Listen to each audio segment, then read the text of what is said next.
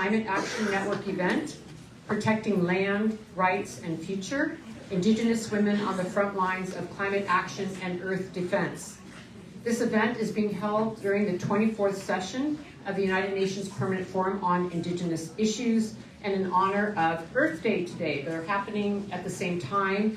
And for those of you who are here, you know that we're directly across the street from the United Nations headquarters where the Permanent Forum is taking place, and many of us have been there the last days advocating and will continue to be there. So thank you for joining us. My name is Osprey Oriole Lake, and I'm the founder and executive director of the Women's Earth and Climate Action Network, or WECAN. And today we'll be hearing from an incredible, truly incredible group of Indigenous women leaders who are fighting every day to protect and defend the earth, the sacred, the climate, their rights, and communities. They will also share with us their frontline struggles, as well as their visions and strategies for shaping a healthy and equitable world. We are truly thrilled to organize an event with such amazing women. And before I get started, I also wanted to thank our amazing volunteers and the interpreters who we can't do this event without. And so I want to thank them, and special thanks to Harriet Sugarman from Climate Mama. And then, of course, we have our own team here that I'm really thankful for both of you, Catherine and Ashley, for being here, who have always been here for a long time to ensure that these events go well and think through a lot of these processes on our team. So I said we're glad to be here with you today during the UNPFII so that Indigenous women's leadership, solutions, and calls to action can be heard and visibilized. This is one of the most important things we can do as we're all working to shift some very harmful narratives. What is it that we need to be doing, and who do we need to be listening to? There'll be two panels in which we learn from Indigenous women leaders globally on the impacts of interlocking crises in their communities and how they are implementing solutions, practicing traditional knowledge systems, upholding Indigenous rights, and advancing policies of care, democracy, and climate justice. As we face accelerating climate chaos, dangerous authoritarianism, and ongoing attacks on human rights and democracy around the world, the protection and full realization of Indigenous rights and sovereignty is not only a matter of justice, it is a primary condition for a livable and just future for our planet and our communities. And this year's UNPFII theme is, it's pretty long, implementing the United Nations Declaration on the Rights of Indigenous Peoples within United Nations member states and the United Nations systems, including identifying good practices and addressing challenges. Well, it couldn't come at a better time of need in these areas. For generations, Indigenous peoples have been on the front lines defending forests, water, biodiversity, traditional knowledge systems that are key in climate and governance solutions. Yet these vital defenders continue to face violence, criminalization, and the violations of their rights, including the right to free, prior, and informed consent, or FPIC. To support the advocacy for Indigenous peoples' rights, WECAN is releasing a new policy brief today, and it's called Indigenous Rights Are Vital to a Healthy and Just World, which we are delivering to governments with a list of very strong recommendations. And we were very fortunate yesterday when we were inside the United Nations, the UN Secretary General was on the floor, and we actually got to deliver this directly to him in his offices. I think it's good to ask, how can we connect more deeply in the defense and protection of Mother Earth? Clearly, we cannot win these struggles on our own, and so we need to strengthen our relationships and efforts together. Today, we are hearing from Indigenous women who are drawing a red line to protect and defend Mother Earth, all species, and the very web of life. And we are here to stand with them. And speaking of the web of life, let's also invite our relatives to be with us today. The trees, the ocean, the rivers, the mountains, the animals of our beautiful planet. And we thank the Lenape people, the Onondaga people, as we are in their homelands today here in Manhattan. And you'll be hearing from one person who is here from her own homelands speaking to us. At WECAN, we are dedicated advocates of rights-based approaches and solutions, from Indigenous rights, women's rights, immigrant rights, to nature's rights. This is more important today than ever as we face attacks on the very rule of law. And it's important to highlight that violence against the earth is directly linked to violence against women. Patriarchy, colonization, and capitalism are based in power over and exploitation of women, the land, Indigenous, Black, and Brown communities around the world. Indigenous women globally are making a significant difference in changing our current destructive trajectory. And we need to support the power, leadership, and visibility of these women at every level of decision-making and funding and resource opportunity. WECAN has been really honored to be in the territories and lands of many of the presenters today, advocating, taking action, and standing in solidarity with our sisters as they lead efforts to protect their homelands and guide the global community. In each of these ongoing struggles, the women's voices shine boldly with dignity, wisdom, love, and strength in the midst of great challenges. The women's voice is continuing to rise to say colonization and imperialism must end. Sacrifice zones and environmental racism must end. Violence against women's bodies by extractive industries must end. The desecration of Indigenous sacred sites and violations against Indigenous rights must end. The destruction of the earth and water must end. The women are offering many solutions, and one that is so important to us all is to remember our inseparable, deep, embodied connection with Mother Earth.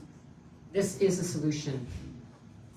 So with that, I would like to invite up our first panelist. Please be welcome to come and sit in front of the room.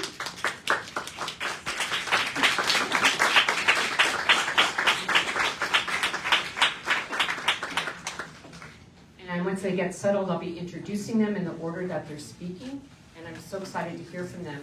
And Ashley, can you share how the this unusual microphone works? It looks like something that would beam you up somewhere. You have to hold the button and hold it very, very close to your face. Hold on. While you're Hello, testing, testing. Yes. So it'll be lit up green, and you have to hold it very, very close. Sorry about that, but that's okay. So I'm going to be introducing them, but I also wanted to make a quick announcement because I know many of you are concerned about this issue. And we've just jotted this down off of a report that we just got off the internet.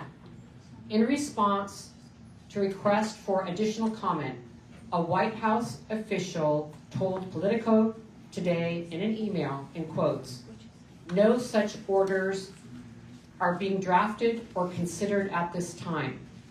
So, for all of us who've been diligently very concerned about how our nonprofit organizations are being impacted, that's what just came out, and I wanted us all to know because we've been watching this all day, and I know many of you have too. So, good on us for really showing up here and pushing back against this. Okay, so, does everybody have enough room? Yes. Okay, great. Thank you. All right, so first we're going to be hearing from Betty Lyons, who's Onondaga Nation Snipe Clan. She's the Executive Director of American Indian Law Alliance from Turtle Island. And again, just a special thank you to you that we are here on your homelands and that you're here with us. It means a lot. Thank you. Cindy Kobe from the Ogeki. She is co-founder and chairperson of Tirap Youth Trust from Kenya. Thank you. Then we'll be hearing from Amy Robertson, who is Choctaw Chickasaw, and she's the Executive Director of Cultural Survival, also here from Turtle Island. And for those of you who don't know, Indigenous people call their homelands Turtle Island. We got a good little word from one of our aunties saying, please don't put USA after that. Just leave us at Turtle Island right now. So we'll have to earn the USA back. Then we'll be hearing from Maria Violet Medina Cui. She is NASA. She's an Indigenous leader and human rights advocate. She's founder of the Roundtable for Indigenous Peoples Victims of Armed Conflict and the LAC representative for the UNPFII, and she is from Colombia. Welcome to you. And then we will be hearing from President Whitney Gravel. She is Bay Mills Indian Community. She's the President and Executive Council of Bay Mills Indian Community. She's the Chair of the Department of Interior's Secretary Tribal Advisory Committee and Commissioner on the Michigan Advisory Council on Environmental Justice, also from Turtle Island. Thank you so much for being with us. And yeah, I just couldn't be more happy to be here with you this evening. Thank you all for joining us, and I'm happy to hand over the floor to you, Betty. Thank you. Is it okay if I You stand? can do whatever you want. And you can even, whatever. Thank you. Can you hear me okay? Oh, wait a minute. Do you have to hold Can you hear me okay? There you go. I also have a very loud mouth, so I'm sure you'll have no problems hearing me. Niweha skeno, gayaji ganhia. I just greeted you in my language and I said, I'm thankful that you are well. We are here at the United Nations, working diligently. And before we get started with this presentation, I just wanted to acknowledge my grandmother, whose birthday is today. She passed 2 years ago. She was 101, but I always thought it was so wonderful that she was, Earth Day was, in celebration of her, I think. So, yeah. We took care of her for 17 years. I see all of these beautiful people in the room that have come to the Global Indigenous Women's Caucus, some from the Global Indigenous Peoples Caucus, and so some of you already know me already. But this first slide, I talk a lot with my uncle, Oren Lyons, who I'm very close to, and we always talk about the value system change that's needed for our mutual survival. The first slide is a picture of our flag, our Confederacy flag, going left to right. It's the Mohawks, Onondagas, Onondagas, Cayugas, Senecas, and then lastly, the Tuscaroras joined in 1722. And so unfortunately they don't have a box, but that's what the ends are for, just so you know. Next slide. Our Confederacy was founded here on the shores of our sacred lake, the Onondaga Lake, which is about 4.5 hours north from here. And at this lake, our peacemaker brought all of our 5 warring nations together under a blanket of peace. It's actually the birthplace of democracy. Unfortunately, when the United States patterned their government after our government, they left out the rights and roles of women. They left out the rights and roles of our mother, the earth, and they left out all of our siblings, the natural world, in their decision making. And I truly believe that until they fix that, it's always going to go off the rails.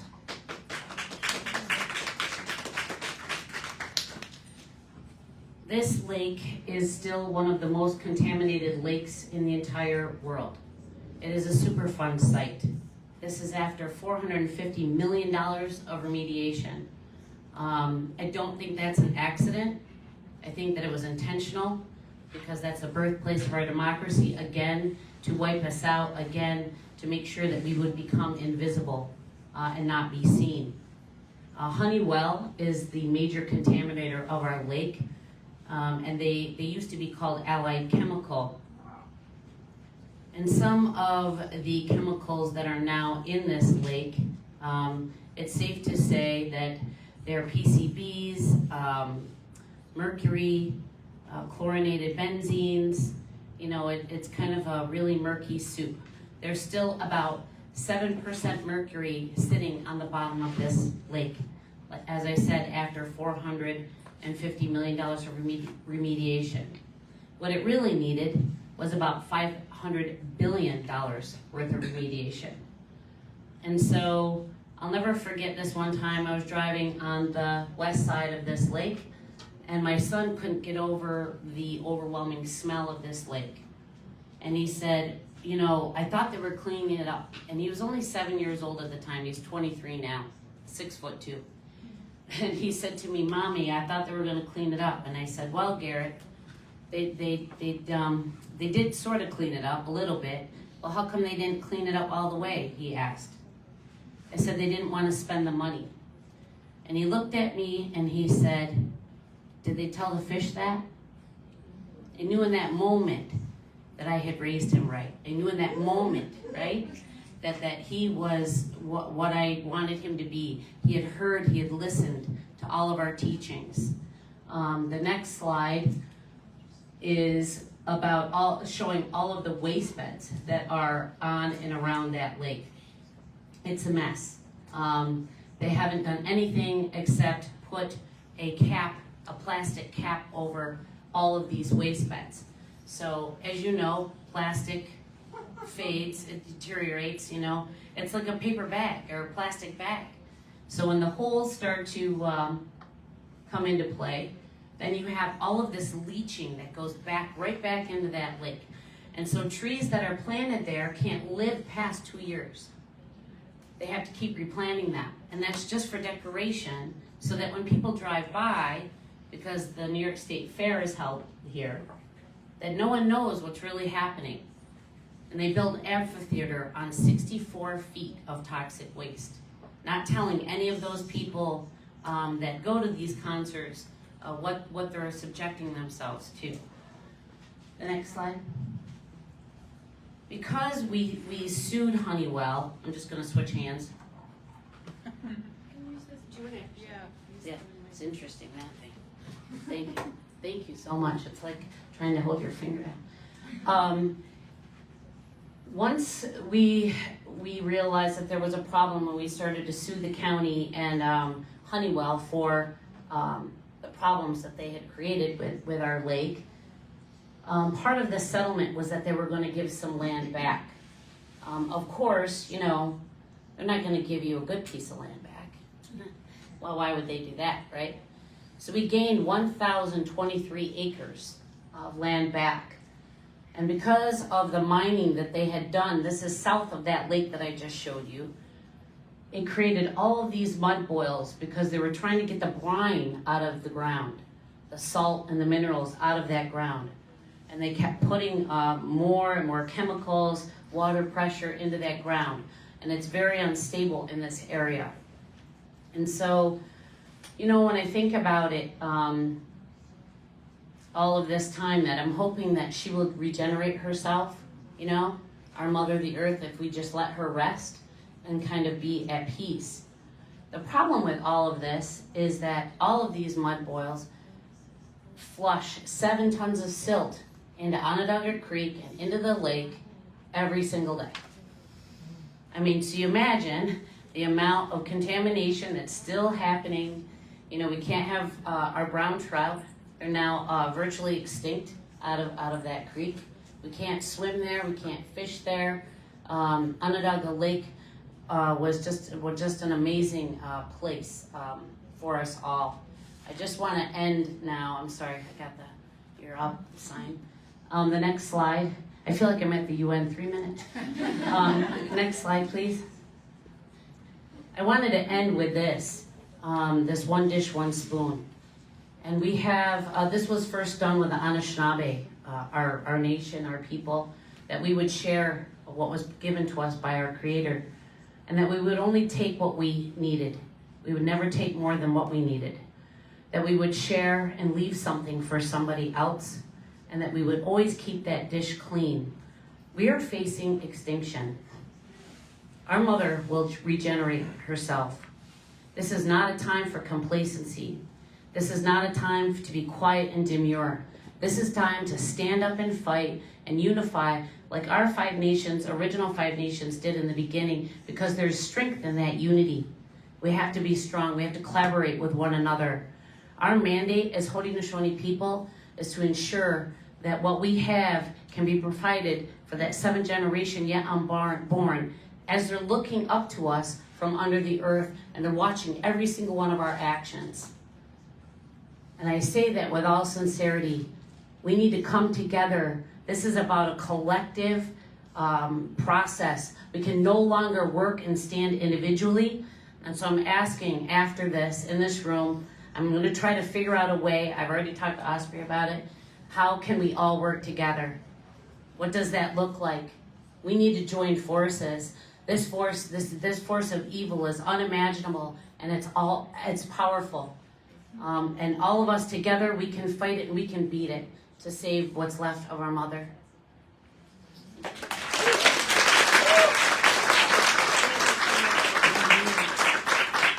Thank you so much, Betty. That is so true. We can beat this together. Thank you so much. And with that, I'd like to give the floor to Cindy Kobe, and either you can sit there. Do you want to stand or sit? Stand. Come. This is weird, right? Yeah, me too. I was like, I can't see anybody. Yeah. Let's just have people come up. Thank you.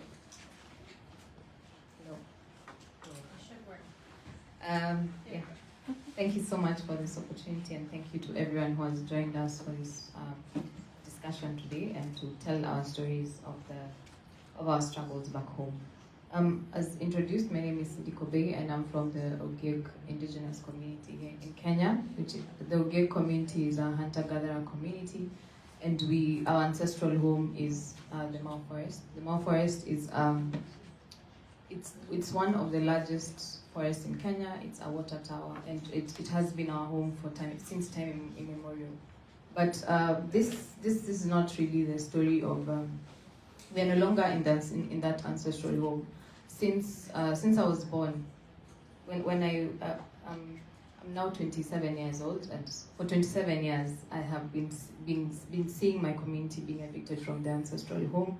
I have seen my relatives, my auntie who no longer has a home. She's now a squatter in somewhere in Narok County. Narok County is one of the counties in Kenya, and I have seen the suffering on my people. So the struggle started, as I said, before I was born, and here I am.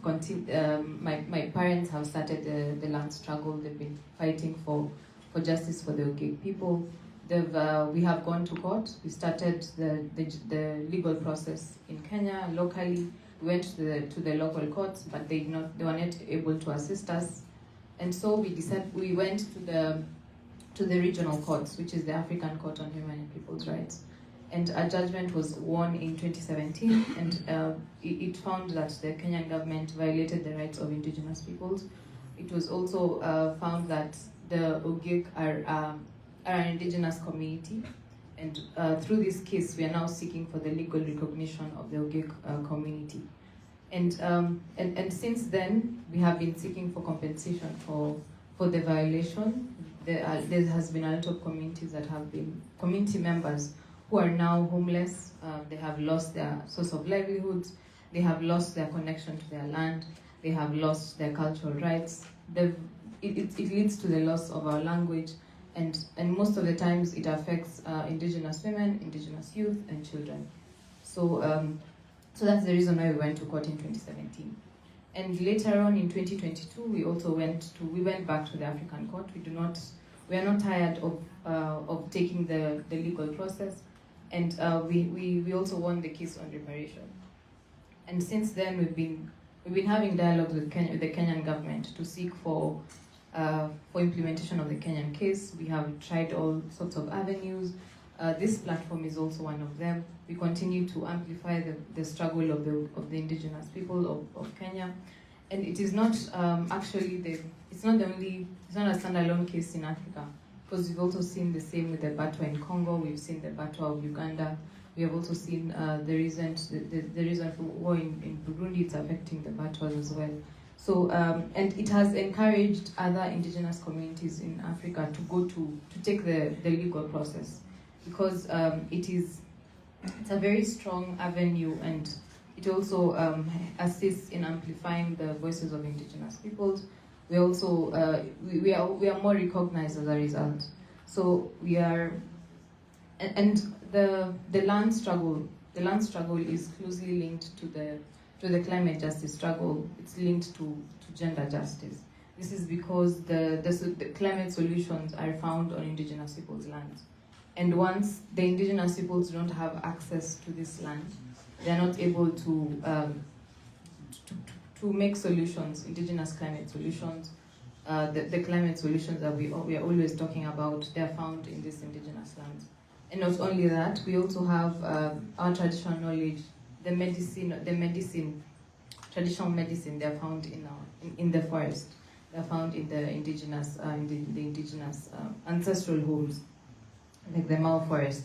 So as the Ogiek, what we are doing to ensure that even though we do not have access to our ancestral home. We have now, we recently launched the Ogig Cultural Center, and it's found near, we border the Mau Forest, and this cultural center is a home for knowledge exchange, intergenerational knowledge transfer.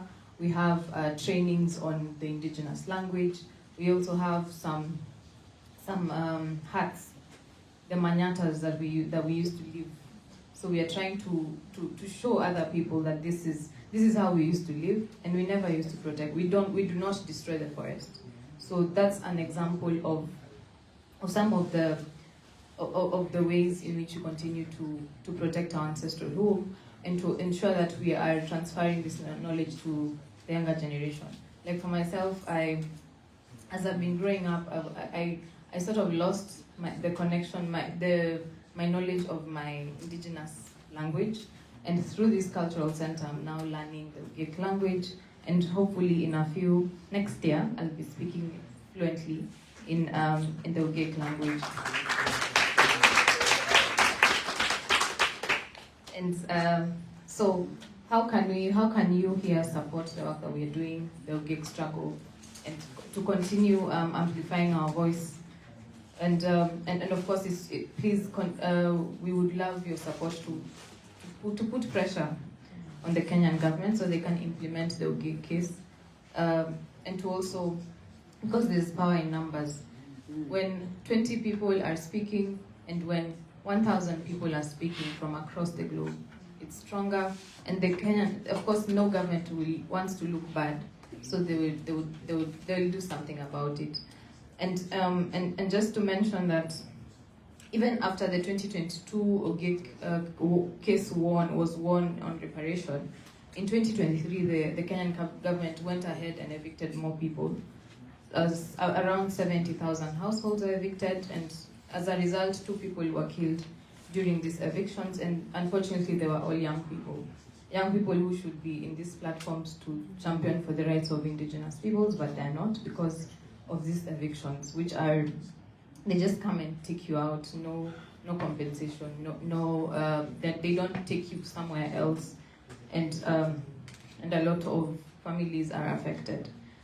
And of course, we would also appreciate more financial support to grassroots organizations, be it any small grants or to promote indigenous climate solutions, and to be able to economically empower these women or indigenous girls or indigenous youth. Because most of the time when you lose your access to your source of livelihood, you become hopeless, because there's a lot of hopelessness in my community.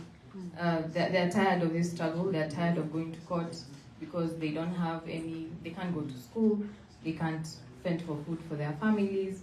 So they're just there waiting for hope and waiting for the Kenyan government to respond to the needs of the Ogig people. And to summarize, knowledge partners are also welcomed, because as indigenous youth, as indigenous organizations, we want to build our capacities, build the work that we're doing, build our organizations so we can be able to attract partners.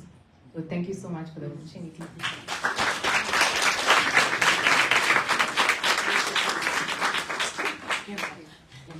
Thank you so much for making the long travel here to share your story. Thank you so much. And now we're going to be hearing from Amy Roberson.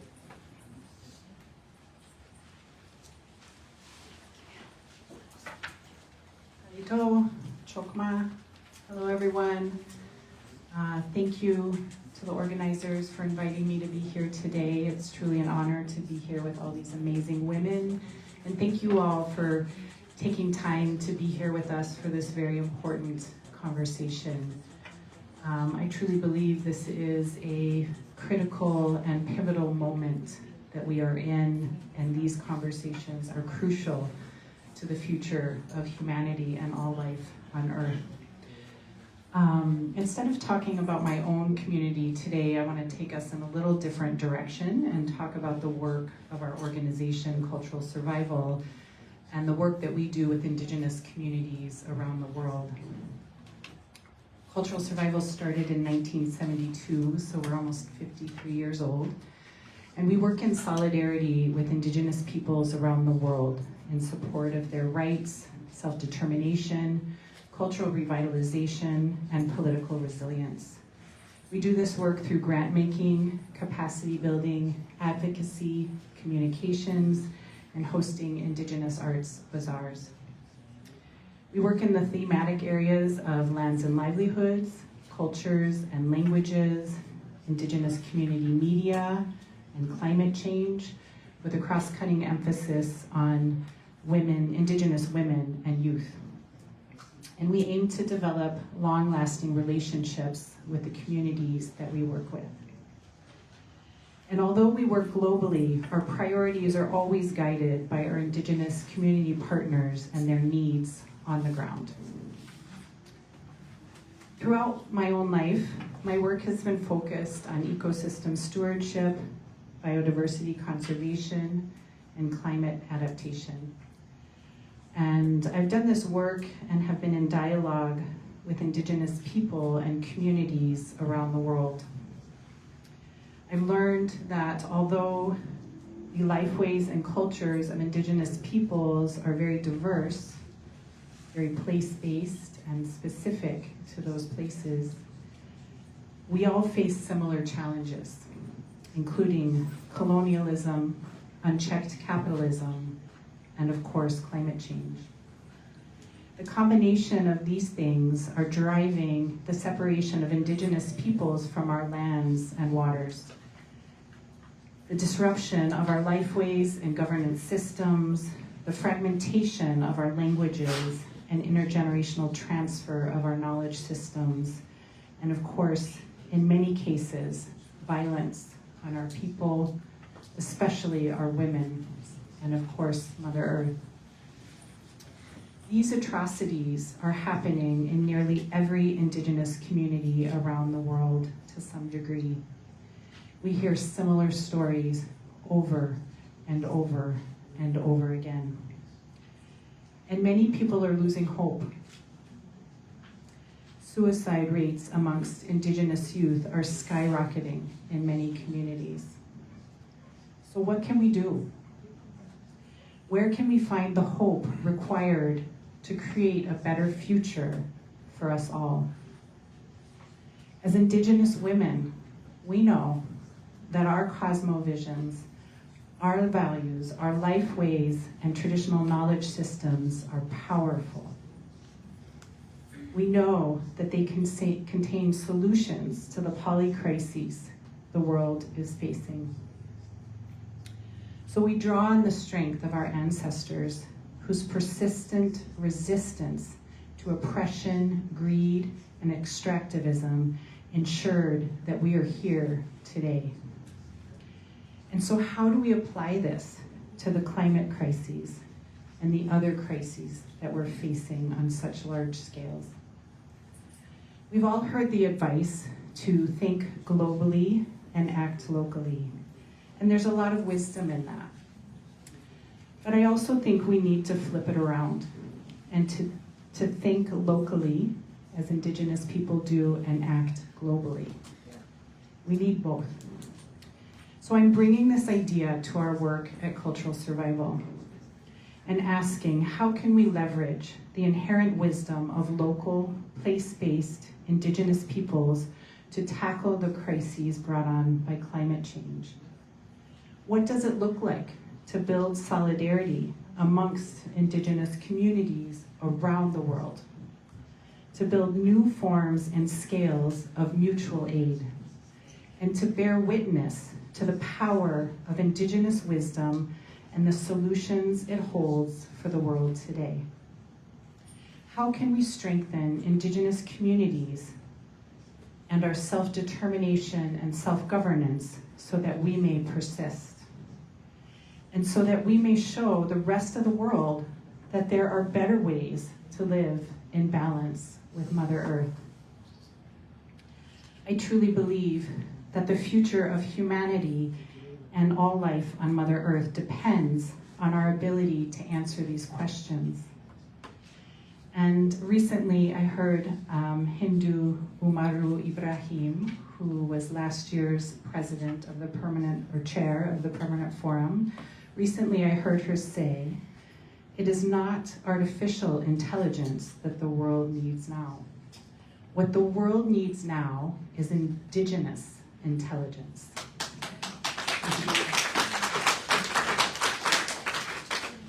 I'm very excited to be having this conversation about this with all of you today and throughout the forum and beyond.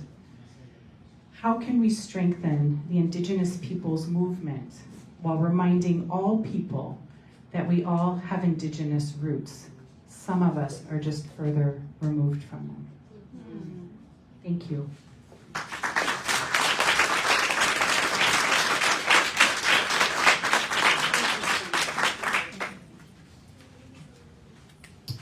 Thank you so much, and thank you for reminding us about everyone's Indigenous roots and your beautiful words. Thank you so much, Amy. And now I'm really honored to bring forward Maria Violet Medina Key. Please come forward, and also we have some translation. We'll be doing line-by-line translation. Thank you so much. And again, believe me, if I could open up these windows, I would, because I know we're all in here in our own sweat house, I think. So here we are. Pray.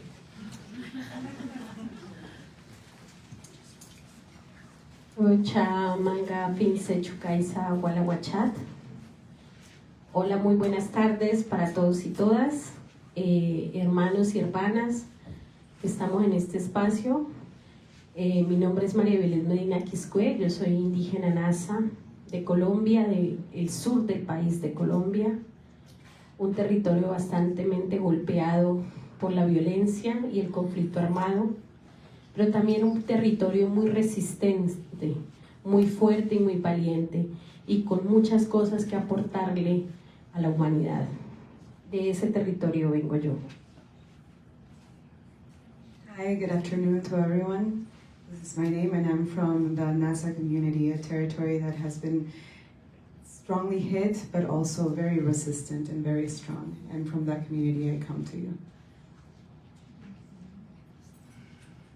Bueno, primero quiero agradecer la invitación, y segundo quiero agradecer y pedir un fuerte aplauso para todas las mujeres que hoy ya no están en este plano terrenal, pero también a las mujeres que aún seguimos resistiendo, y por todas mis hermanas que me acompañan hoy aquí en este panel.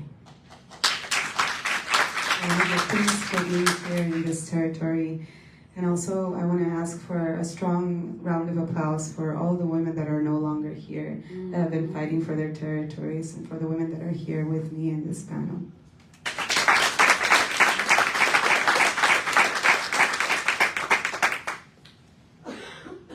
Las mujeres y el cambio climático. Las mujeres somos igual que la tierra, parimos vida igual que la tierra, que también nos sostiene a todos y a todas. Women and climate change. Women, we are just like Mother Earth. We create, we birth life just like Mother Earth that sustain us all.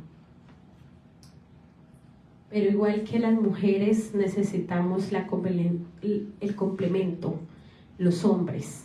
Por eso las transformaciones no las podemos hacer solas.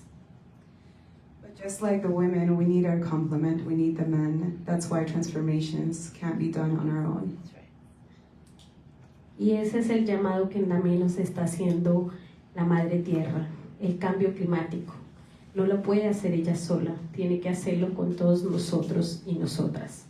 And that's the same calling that Mother Earth is also calling for. She can't do it on her own. She has to do it with all of us, all of ours. Entonces la pregunta es para todos los presentes. Llevamos 24 años viniendo al foro. Llevamos más de 30 años con la Declaración de Naciones Unidas para los Pueblos Indígenas.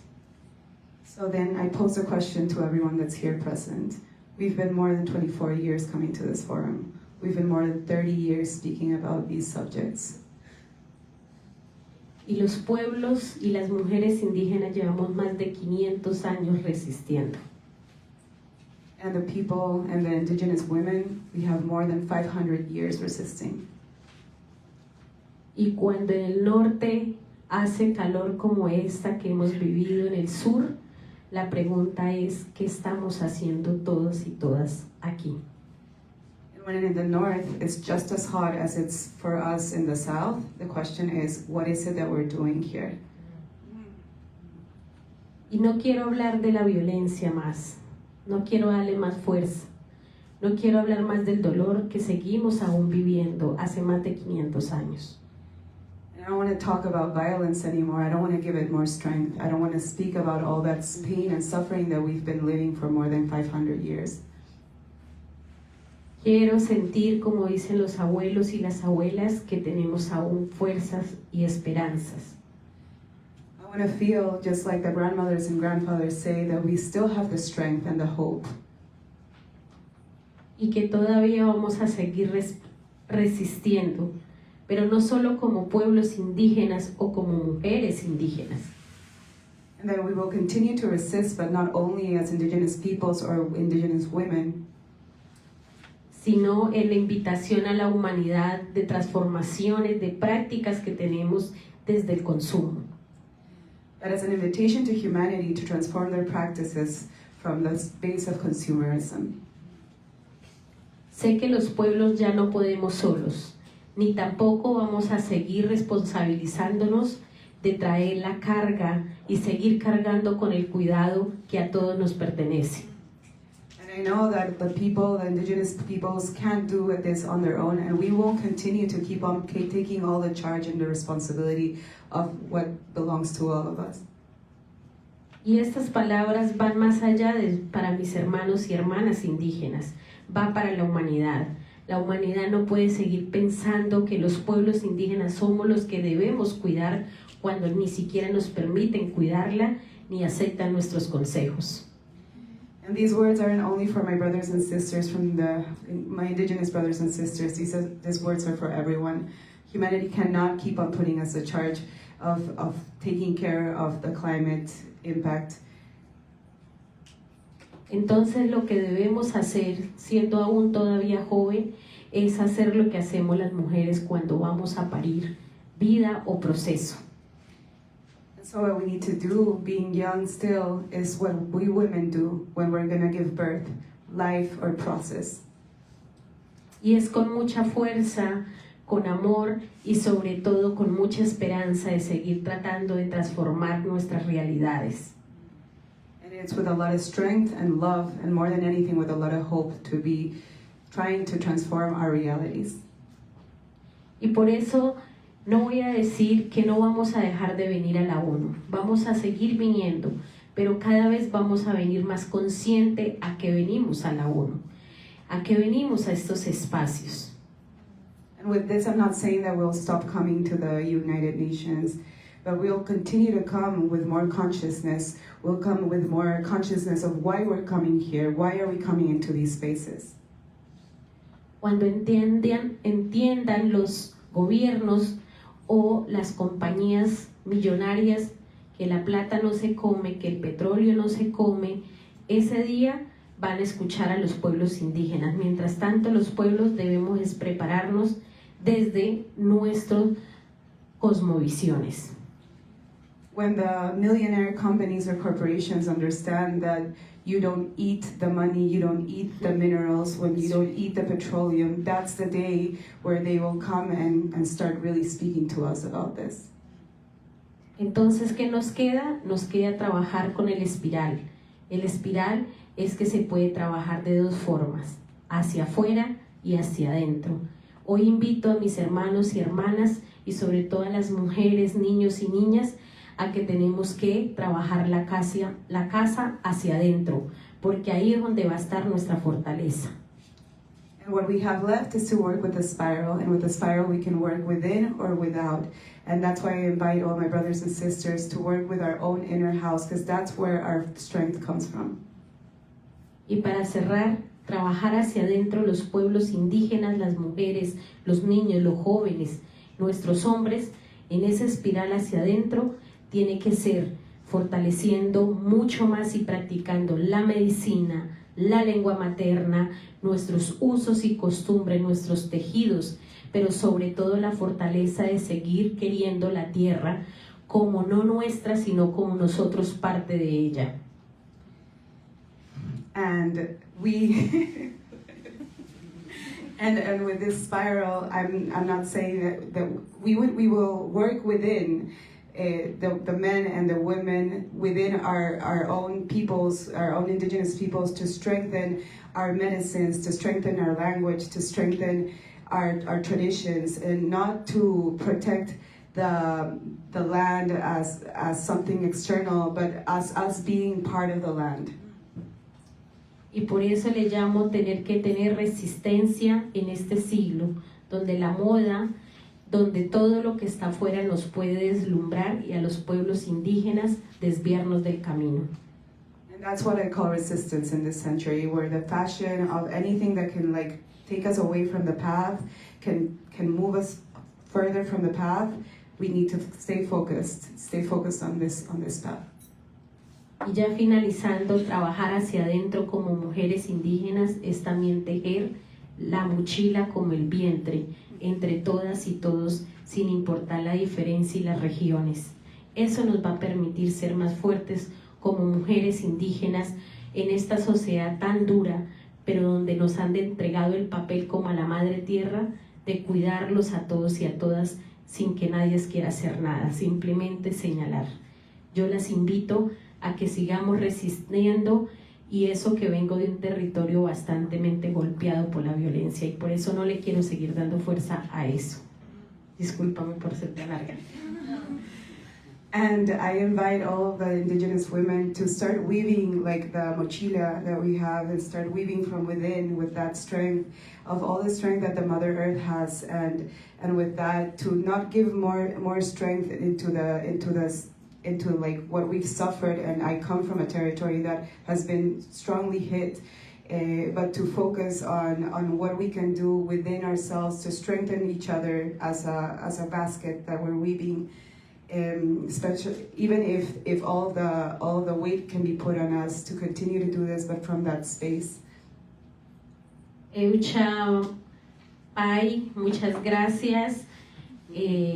Thank you so much.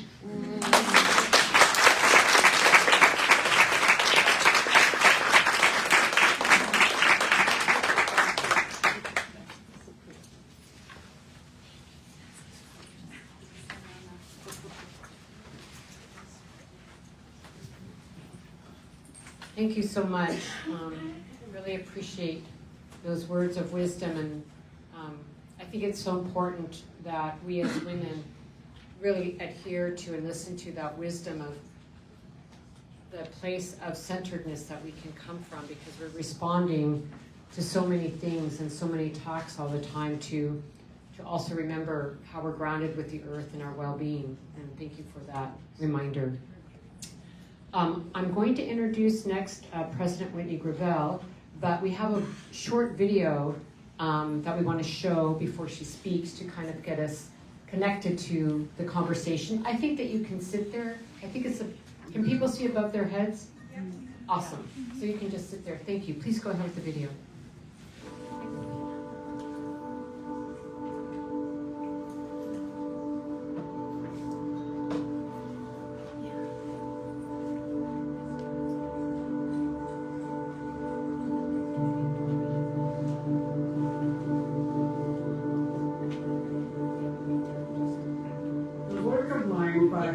Concerning, because it's the extraction industry in the pipeline.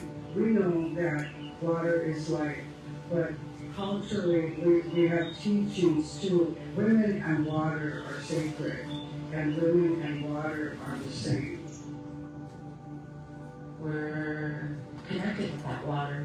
Lots of indigenous people are connected with that water. It's Ho-Chunk, it's Anishinaabe, it's Potawatomi, it's all of us. And it's all the treaty people. So when I think about Line 5 impacting the water in Lake Michigan, the first thing I think about is our children. And the ones that aren't yet born, the ones that are coming. Every day, Line 5 is transporting millions of gallons of toxic substances through my community. Even if it's moved off the reservation into the reroute area, it's still all coming at Bad River.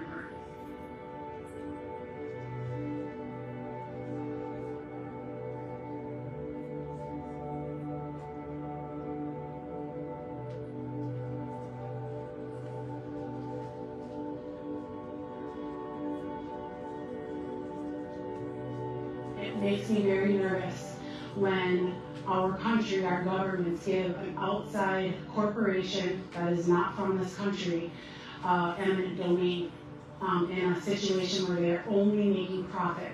They are not doing this for the public good. That's what eminent domain is for. And we need to figure out how to invest in renewable, sustainable resources so that we can continue to protect what is the most sacred. Line 5 is going to impact the whole United States. We've seen through Line 3 the destruction that Enbridge will cause and has caused. They have fracked out into multiple rivers, punctured multiple aquifers, and they're just negligent with our land and our water, and they cannot be trusted to run anything in our country. Together, Bay Mills Indian community and more than 50 other tribal and First Nations are working to proactively protect the Great Lakes, to protect our treaty-ceded territories, to protect our traditional homelands, and ultimately to protect the water quality and fresh drinking water for more than 40 million residents in the Great Lakes. Being that I'm from Fond du Lac Reservation, Line 3 has already gone through without any state agency oversight. It's just a free-for-all. The only people out there are water protectors. And we understand you can't live without water.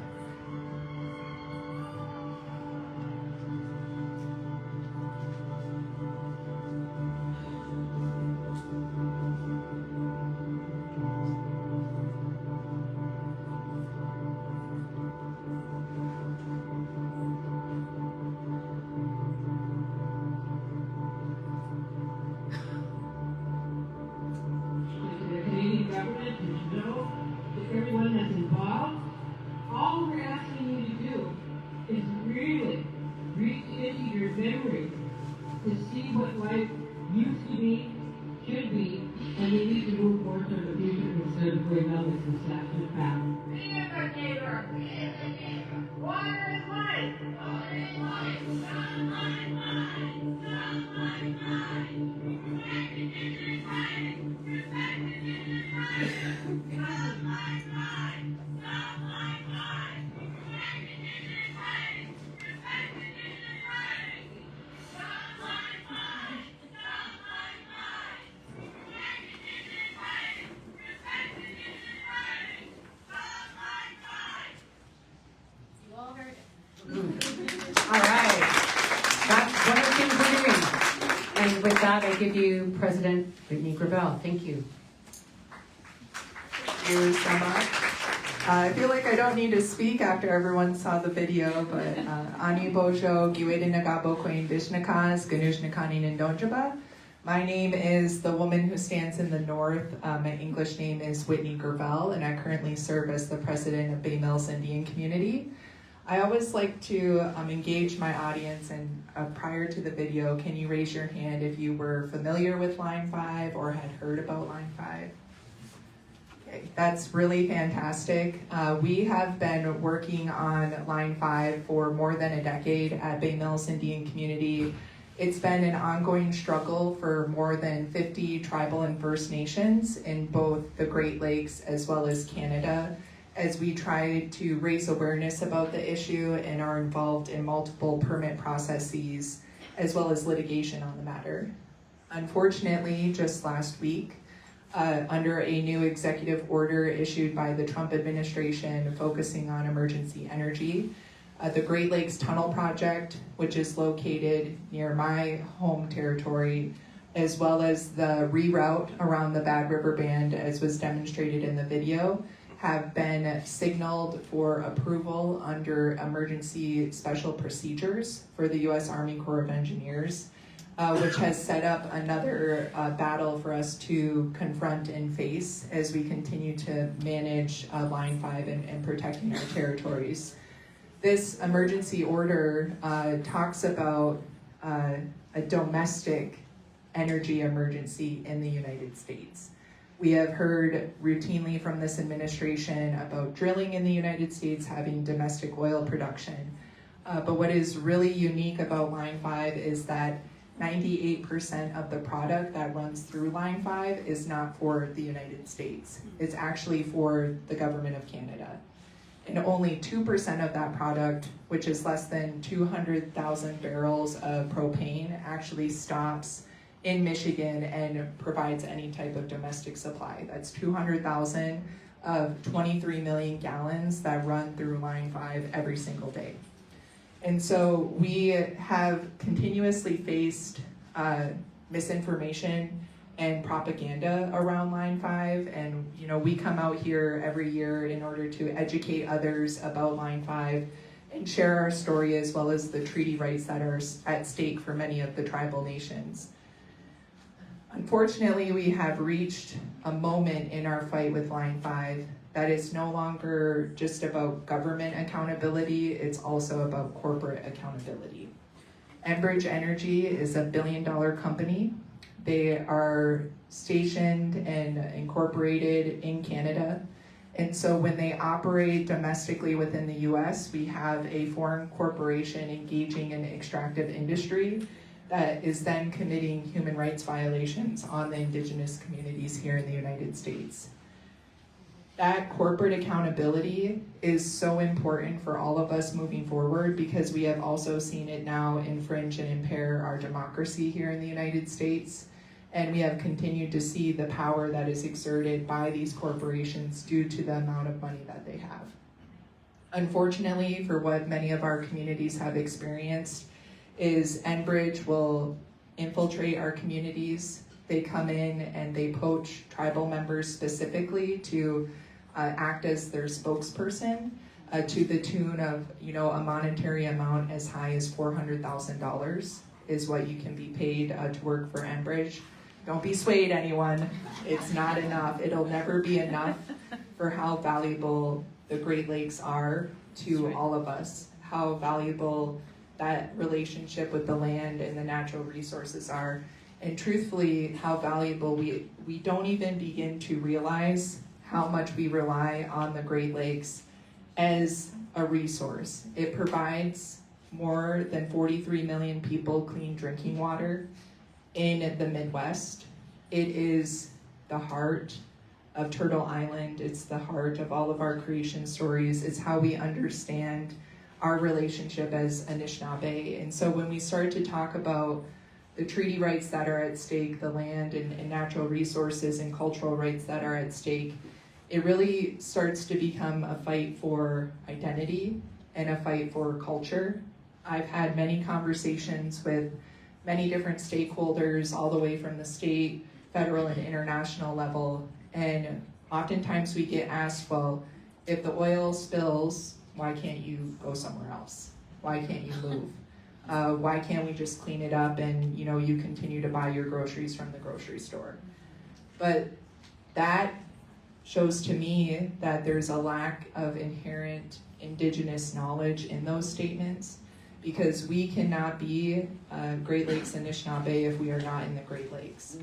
Our entire being and understanding is interwoven into the landscape, from where we not only go fishing with our elders, or where we hold ceremony, or how we pray, how we perform ceremony for our youth when they're coming of age. All of that is woven into the landscape. And so there is no other alternate location for us to move to if the Great Lakes were not made available.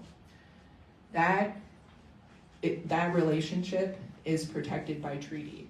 And treaties being the supreme law of the land in the United States, that is something that we continue to raise and hold our government responsible for. When Bay Mills Indian community and our ancestors negotiated our treaty, were signatories to the 1836 Treaty of Washington, we ceded major portions of the Great Lakes, 14 million acres of land and 13 million acres of water, to the United States for the creation of the state of Michigan. And so when we talk about Bad River and the trespass and their sovereignty at stake, or Bay Mills and our treaty rights at stake, I think back always to what our ancestors originally negotiated, and that treaty language is not this right to fish, hunt, and gather. It's what it's been interpreted as, but the treaty language actually says the usual privileges of occupancy. And what it's talking about is the ability to live in an indigenous way of life. So I carry that with me. I carry that for my elders. I carry that for my youth and those future generations, because ultimately, if that's something our ancestors could protect centuries ago, it's also something we need to protect now so that those future generations can live and be Great Lakes Anishinaabe just as we are. So please, if you have the opportunity to raise line 5 or identify there's going to be much litigation moving forward, especially under this administration, as we continue to fight for the rights of the Great Lakes, not only for us, but for all of you as well. Thank you.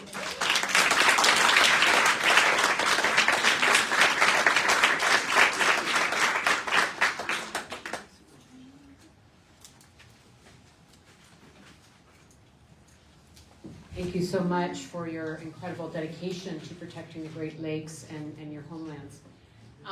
We are concluding this part of the first panel, and I just wanted to say a few reflections, just how moved I am by what all of you had to say, and why it's so important we hear from Indigenous women, who I think it would be wise to have this country run by. And just how much also, wherever you're from different lands, not just from the United States, where you're from, in different regions of the world, going back to these original agreements around the rule of law and these treaties. And this is something that gives me goosebumps when you're all talking about this, because we need to find our way back to even before that time, but at minimum lift up these rights that have been promised, and now more than ever to really look at the rule of law and take it really seriously. So let's give a big round of applause to all of our first panelists. Thank you so much.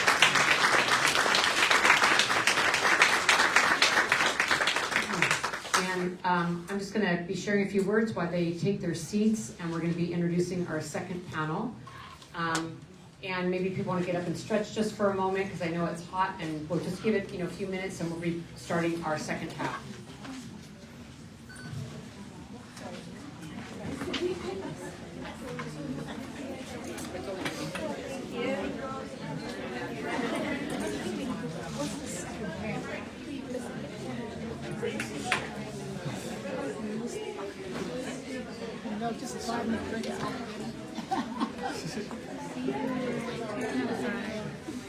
Do I need to worry about putting another Oh yeah, let's do that.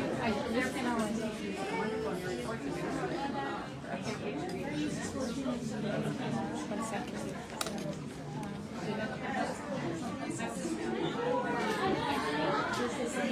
Yeah.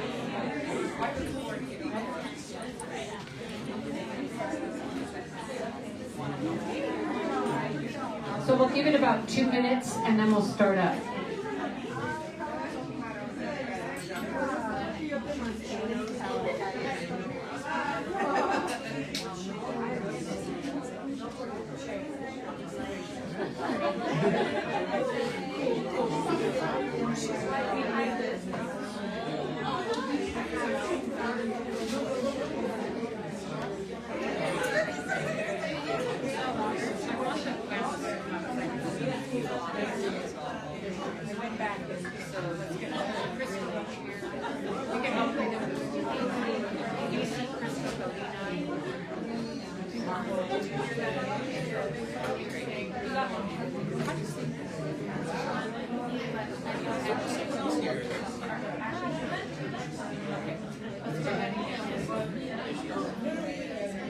If we could have the second set of speakers come up to the front of the room, that would be great. Get you all settled in up here. Thank you.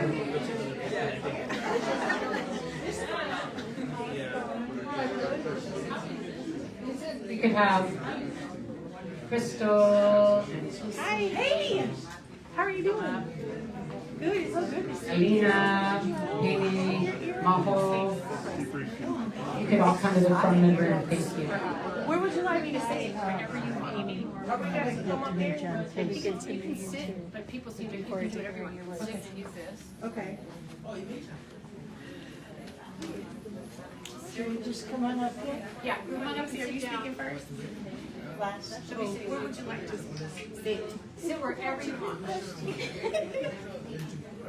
Let's go ahead and get everyone seated again, and maybe someone can go in the hallway and get folks who are in the hallway to come sit down. Thank you. I think there's enough chairs for everyone at this point. Thank you for everyone to get settled in. Shoes off. You can see my toes. Look at my thunders. I went most of yesterday without shoes. My feet get high. Yeah. I'm over it. I'm done for a month. I went Is it really? It's not yet.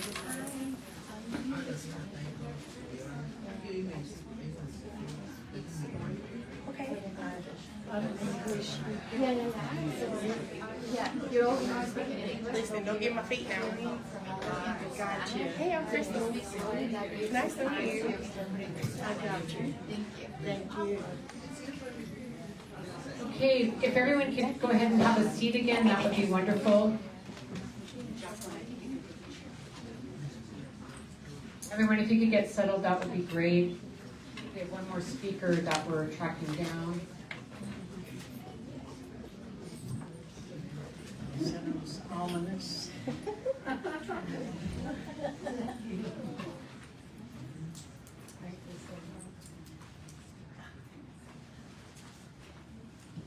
They're here. Give it one more minute.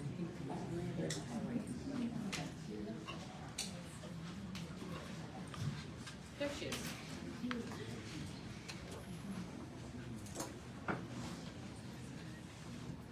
Do people want to come up here or sit there? I think you're standing I up think there. it's better, and this is a little bit strange. You're welcome to sit there, but either you can do whatever you like. Just watch. Yeah.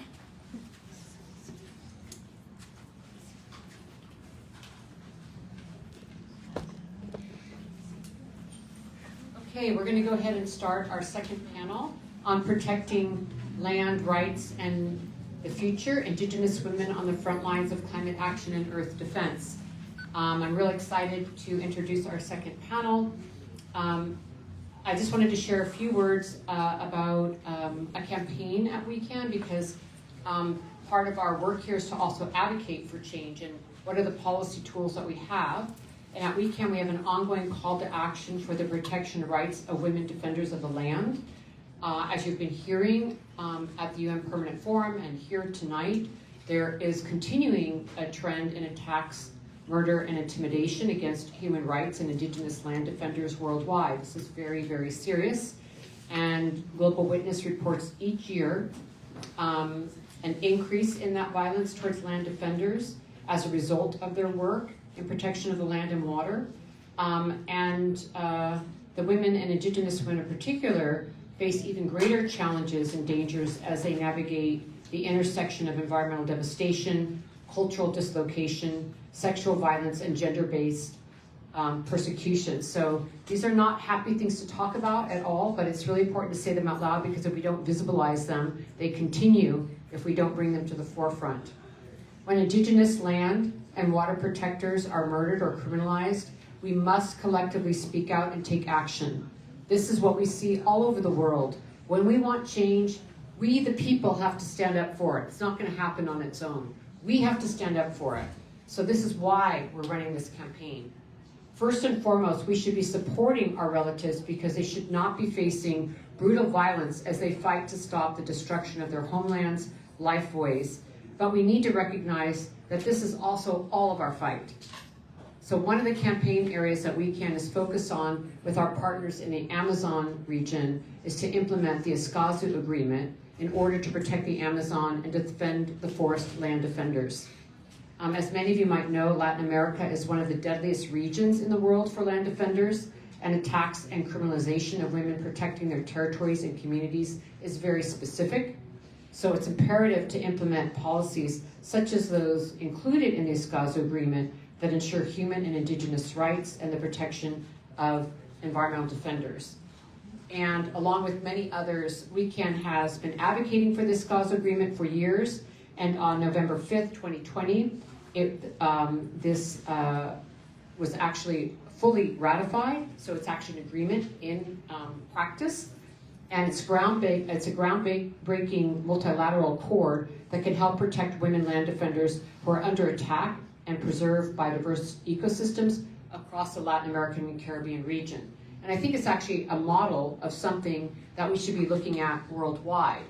We are calling on everyone to defend the defenders, and WECAN has released a series of toolkits in several languages for women land defenders in the LAC region to support their access to implementing the Escazú Agreement.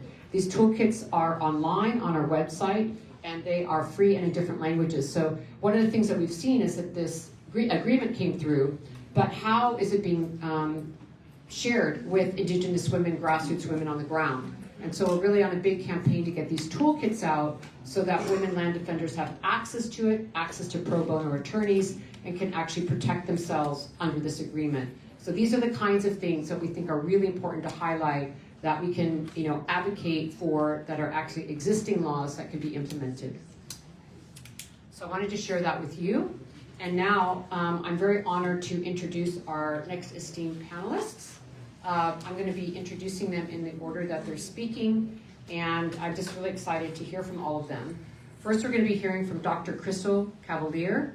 She's Occaneechi band of the Saponi Nation. She's co-founder and CEO of 7 Directions of Service from Turtle Island. Thank you for joining us. Then we'll be hearing from Galina Angarova. She is Burat. She is the executive director of the Surge Coalition, and she's also from Turtle Island, but also representing Russia. Siberia. Okay. She went with Russia, but then she went to Siberia. No, we'll go with Siberia. And so I'm really excited to have her on this panel. And then we'll be hearing from Majo Andrade Cerda. She is Quechua. She's a member of the Council of Kumfenai, a leader of the Economy and Community Development Area, member of the Quechua Peoples of Serena, Federation of Napo Indigenous Organizations from Ecuador. And we will also be hearing from Paine Yula Lila Mako. Is that terrible or close? Close. Close. Okay. And we'll hear from you when you come up. I'm so honored to have you here. She's the executive director, Ujamaja Community Resource Team in Tanzania. Thank you for traveling all the way to be here. And then last but not least, we'll be hearing from Casey Camp-Hornick from the Ponca Nation. She's Ponca Nation Environmental Ambassador, WECAN board member, and project coordinator. She's also on movement rights, and she's also here as the lead of the Indigenous Council for the Global Alliance for Rights of Nature and a leader in the Rights of Nature movement. So honored to have you here from Turtle Island. Thank you all so much, and yes, let's give them a round of applause.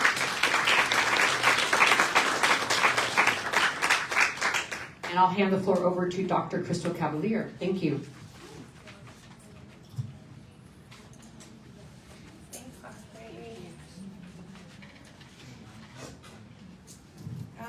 Mikudaming Chain Kiohe, Nahal Pipi Say Mima Crystal, Mima Okanichi, Mima Mebin.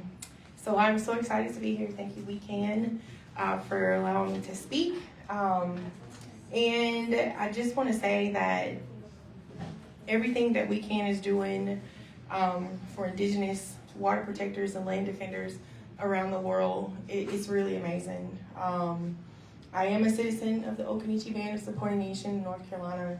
I'm a mother, I'm a scholar, a protector of the land and the water. And, we're not here today we're here today to talk about climate disruption, but for Indigenous people, climate disruption did not begin with pipelines or carbon. It began with colonization. The first wave of destruction came across with the loss of land. And when we lost the land, we also lost access to our foodways, to our medicines, to the ability to practice our ceremonies freely. Deforestation, forest removal, and extraction were not just environmental policies. They were tools of erasure. And what followed was over 500 years of attempts to disconnect us from the land, water, and culture. What does that look like today? Fracked gas pipelines, threatening burial sites and waterways in North Carolina.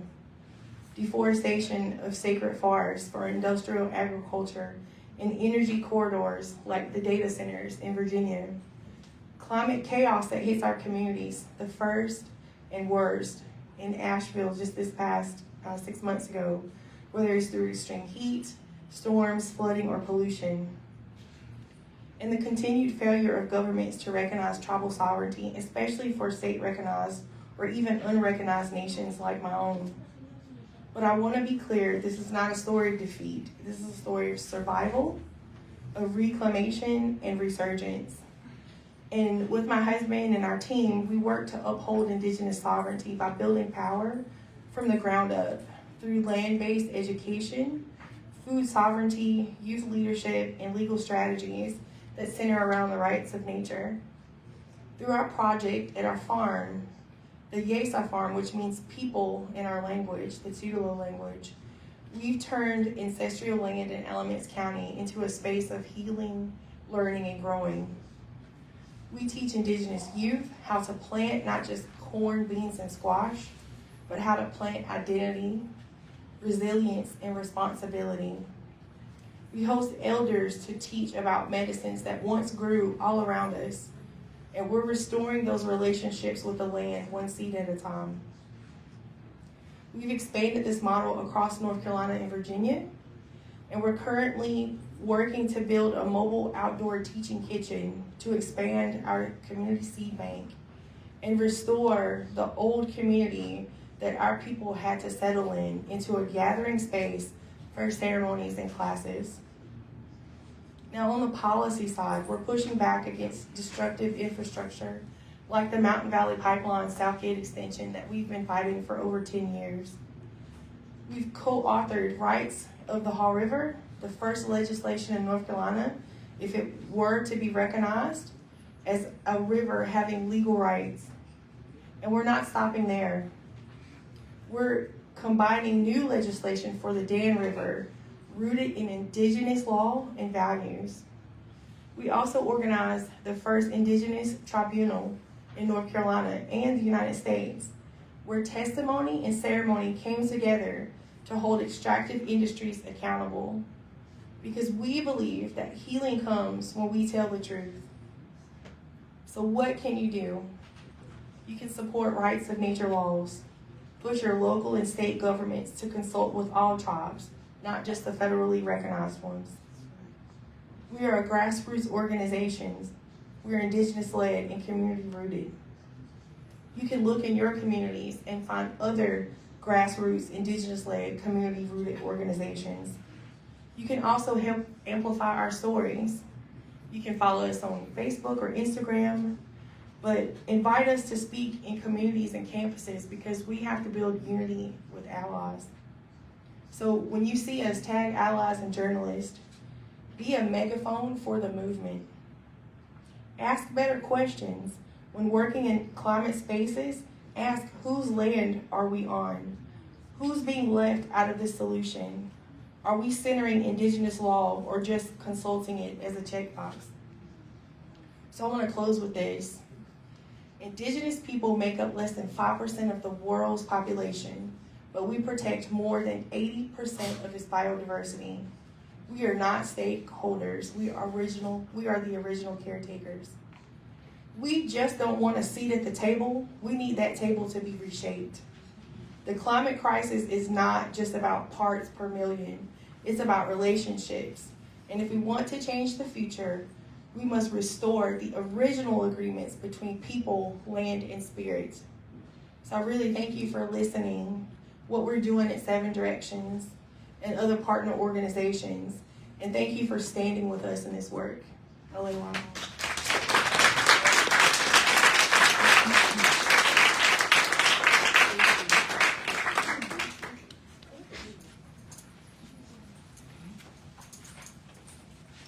Thank you so much, Crystal, for your hard work. Everyone knows that the MVP is a huge fight, and your work with Rights of Nature, and just thank you so much for all that effort that you've put out for a long time in your organizing. And now we're going to be hearing from Galina Angarova. I hand the floor to you. Would you like to come up, or would you like to come up? You ready to read the poem? I want to read the poem. Okay. All right. Hello, relatives. How are you doing? All right. I know it's hot. I want to read a poem first. This poem was written by an unknown author who works for A Growing Culture, an organization where I serve on the board. We don't mourn the cracks of empire. We plant the seeds in them. The concrete fractures, not because we are doomed, but because our roots refuse to be subdued. It's easy to feel overwhelmed, to mistake collapse for chaos, and forget that death is the prologue of creation. But this is not the end. This is reclamation, a great composting, the in-betweens, the moment between that was and what will be, when old illusions break and the soil becomes visible again. Your pain is not for nothing. It is the ache of transformation, the grief of remembering, the silent tremble of a seed split open. It's not a time to despair.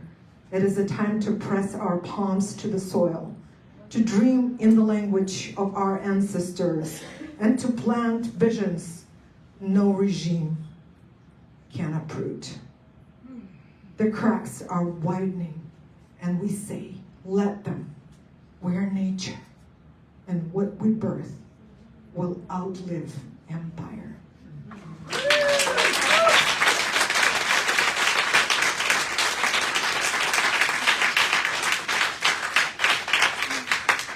The author will not name himself, but I know who he is. He's a beautiful friend, an incredible activist who has the deep thinking and understanding what's happening today. Don't you despair. It's going to be okay. What we need, what people were talking today, we need to stay in solidarity, because no one, not a single person or a single organization, going to be able to do this alone.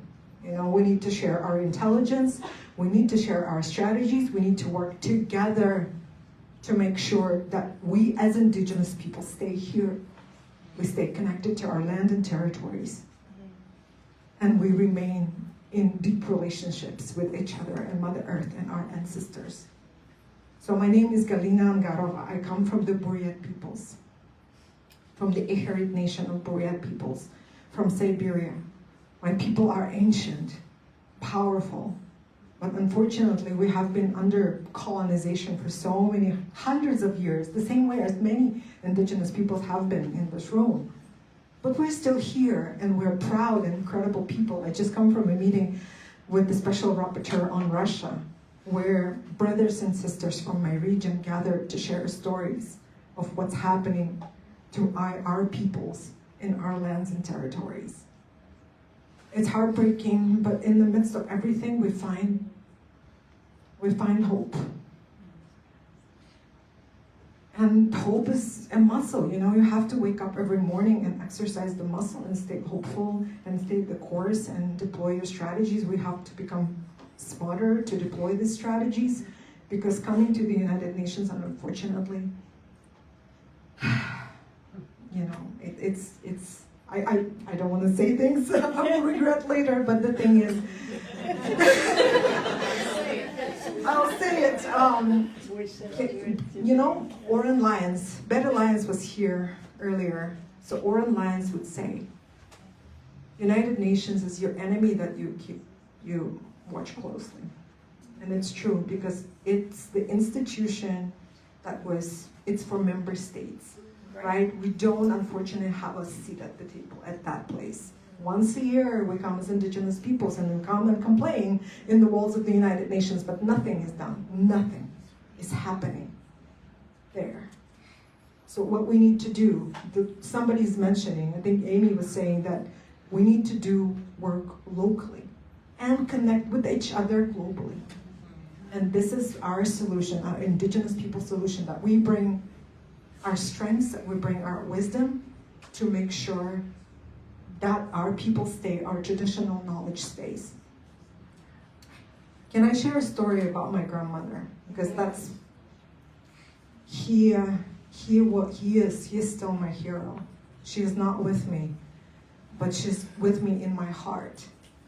And when I was growing up with my grandmother, she would predict the weather for the day. She would know what the harvest was going to look like way before the harvest itself. And she would share the excess of her milk, of her cottage cheese, her vegetables to the rest of the families in our communities. And in return, we would get meat and blueberries and other foods back. And at any given time, we had enough of everything. We were not struggling. We were not going hungry. Every grandmother in the village was taking care of everybody's children at any time of the day. So this is the economy I would love to go back to be self-sustaining, resilient, reciprocal, respectful, and in community. So what the organization I currently serve, Securing Indigenous People's Rights Coalition, in the Green Economy Coalition, Surge Coalition, is that we're dealing with different types of economies that do not have that as a basis. So to let you know briefly that Indigenous peoples are unfortunately facing the onslaught of the so-called new economy or the energy transition. According to the University of Queensland, over 54% of all transition minerals are located either on or near Indigenous peoples' lands and territories globally. In some parts of the world, like in the United States, some numbers go up to 90% within the 35-mile radius of Indigenous peoples, of Native American reservations. Imagine, and what's happening today when the current administration is moving to protectionist policies, is moving to unilateral approaches in Native Americans, reservations, and peoples in this country will unfortunately bear the brunt of the so-called green economy as the mining sites are opening every single day. Just recently, the Trump administration opened 10 so-called critical mining sites, and one of them is Oak Flat. Right? So, unfortunately, this is the reality that we're facing today. I know I have to, I think I'm running out of time. Yeah, okay. And to finish my presentation, if you want to know more about the work that we're doing and how Indigenous peoples are threatened by the so-called green transition or energy transition, for mining for copper, cobalt, nickel, and lithium, very water-intensive projects, reach out to us. Thank you.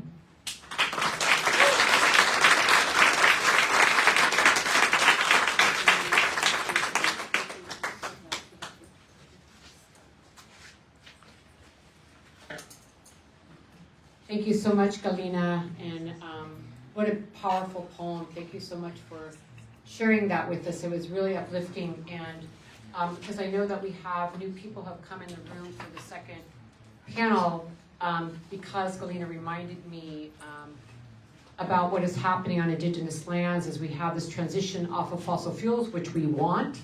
We also have to be so careful that we don't duplicate the same systems of extraction and extractive economies with minerals and mining. And so I wanted just to share again the report that we released today around Indigenous rights, in which we go into detail about this topic. of respecting Indigenous rights in the transition. We cannot do it in the same way we did fossil fuels. And it's a very complicated topic, as Galina knows, but we address this, and we just really want to encourage all of us to remember we can't be running around saying, oh, we're going to get all the solar power and wind power. There's impacts. How we do it really matters. So I just wanted to bring that up again. I'm so honored now to have Maho Xere from the Quechua people come up and share your words of wisdom with us. Thank you so much.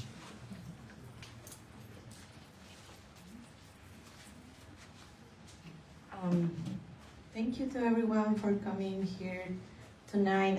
I'm truly honored to share again the space with Casey.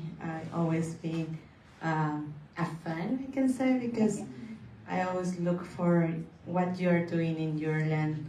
Your spiritual energy is always accompanying all the work you do. And also Galina, we have been sharing some spaces, and now I'm honored because before I was doing like youth work, and now I'm with you, all of you guys. So.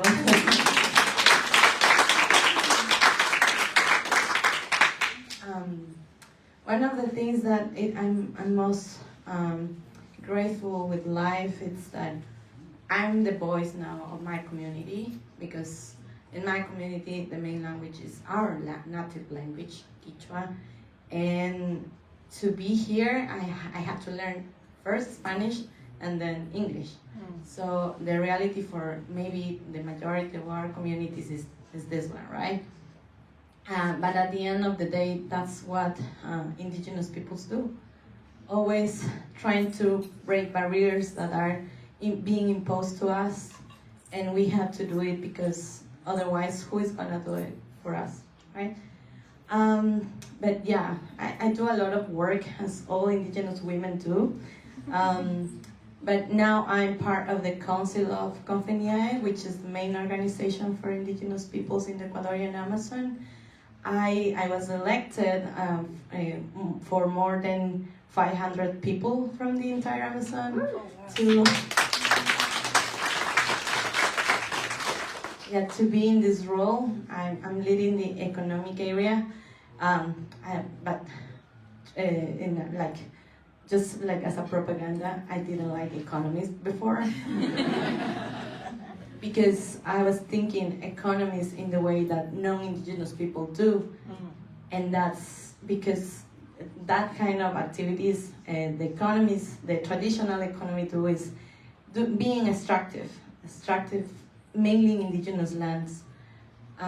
Because of the economy, development, it's being raised as the main narrative of governments to oppress us, violate us, and even killing us. So I was saying, no, the economy, it's a bad thing for us, but I was thinking just in this non-Indigenous sense. But when I started to reopen my mind, I said, we have to work better. What was Indigenous economies for us? Mainly in my community was the Minga. Minga, it's a word in Quechua that means collective work. If you have to build a house, we do it together as a community. The women, we can cook, we can prepare our traditional beverage, we can take care of the babies, we can help the men to go up to build the house, and that's a collective work. That's also an economy practice because we are doing something for us, right? So we need to change our perspectives. We will also have another activity, another economic activity that was the exchange between peoples. If I have a seed that you don't have in your land, so we can exchange the seeds, right? So that's a thing that maybe we are forgetting, and we have to reteach the others who are not understanding what we do as Indigenous women. But we need to do something, right? And mainly because right now they are saying we need money to have development and to give access to give you access to some certain services as health, education. If it was not for that, in Ecuador, if you want a high education, high quality education, you need to pay. But what about indigenous communities? We don't have that money to get access to those kind of high level education. So now we in our department, we are working on this, trying to get the sovereignty we lost in the sense of economies, and we find like differences between the different peoples in the Amazon. We are if what works for indigenous peoples in the north, for example, for the Sionas, the Siecopais, it's gonna be different from the Shuars, the Quichuas in the center of or the south. But we have to embrace that differences, that diversity, because otherwise we are going to just repel what can be collective, right? So we are doing this, and I'm happy to announce that tomorrow we will have an event, a side event, not near here, but we are promoting the indigenous economies from the entire Ecuadorian Amazon, because we need to give hope also to the families, to the women who are defending the land. Because all the narrative, it's saying you are not allowed to go out to your community, because otherwise you are not going to be that indigenous. If you left your country, you left your people, it means you are not more indigenous. We have to change that ideas too, and we have to give what is fair for our communities. And that's what we are doing. And I'm still thinking why I'm doing this. And I was looking to the title today, and it was saying protecting land rights and future generations. I'm not doing this for me.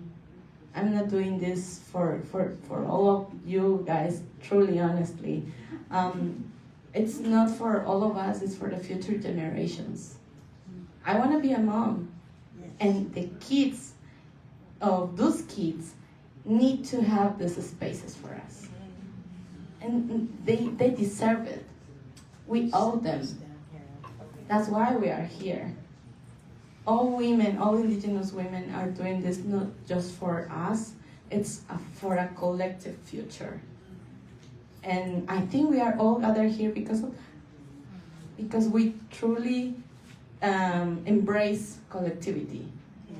And that it's gonna be my message for tonight. We have to keep unified. We need more alliances between peoples. Galina said that. We need to embrace the local aspects, but also going globally. Otherwise, we are not going to be here in the near future. Thank you.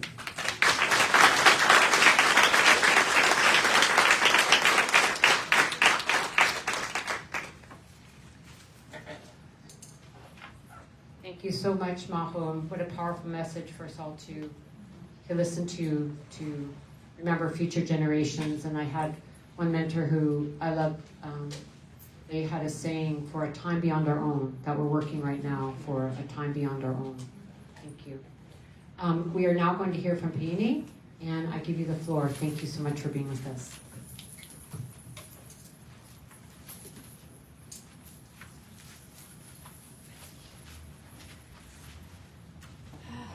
Good evening. Good evening. Oh, there is no energy in the room. Are we okay? Are we still here?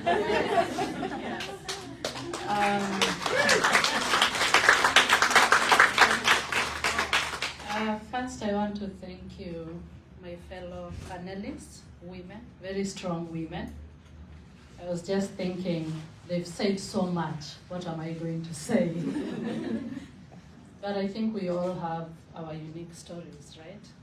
And I think I can share part of that with you. And I hope you will get something out of it. My name is Pain. And I am from Tanzania. I'm Maasai, as you can see from my dress. So or the way I'm dressed. And I also want to start by acknowledging Earth Day and stand in solidarity with all the indigenous people who continue to put their lives on the line to defend their lands and territories. But secondly, it's important to continue to acknowledge that land rights are tied to our human dignity. No land, no dignity. I say this because I'm a pastoralist, or I come from a pastoral community where three things hold us together: land, community, or the people, and livestock. And that is what makes us thrive, or that's what gives us value in our society. Without either of that, we lack human dignity. And we also work with hunter-gatherers communities. And the pillars for them is land and community. Land, because with land, they get the basic needs for survival. With land, they get to get root tubers, they get to get honey, they get to get wildlife to hunt to survive. So you can see the pastoral way of life, the hunter-gatherer way of life is a simple life. It's not complicated. And with simplicity, they're still happy. So they get what they need to survive from the land. They don't need to commercialize anything that they get from the land. So when we talk of land rights and how it's tied to our human dignity, we also need to acknowledge that it's been a struggle for so many years to retain the land that rightfully belongs to us. We all have different land struggles. In our context, we lived in the Serengeti. I don't know, how many of you know what Serengeti is? Because I might be talking Maasai language here. How many? Oh, you do. So many.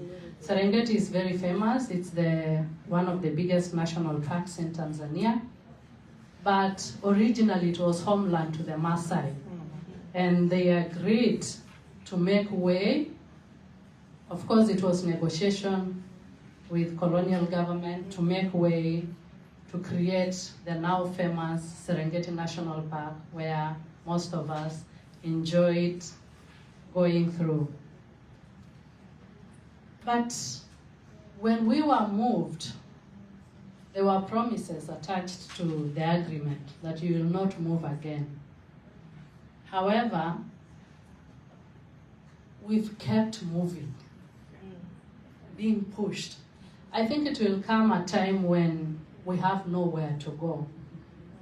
And so, the recent land struggles in Tanzania, the people have said, we are not moving anymore.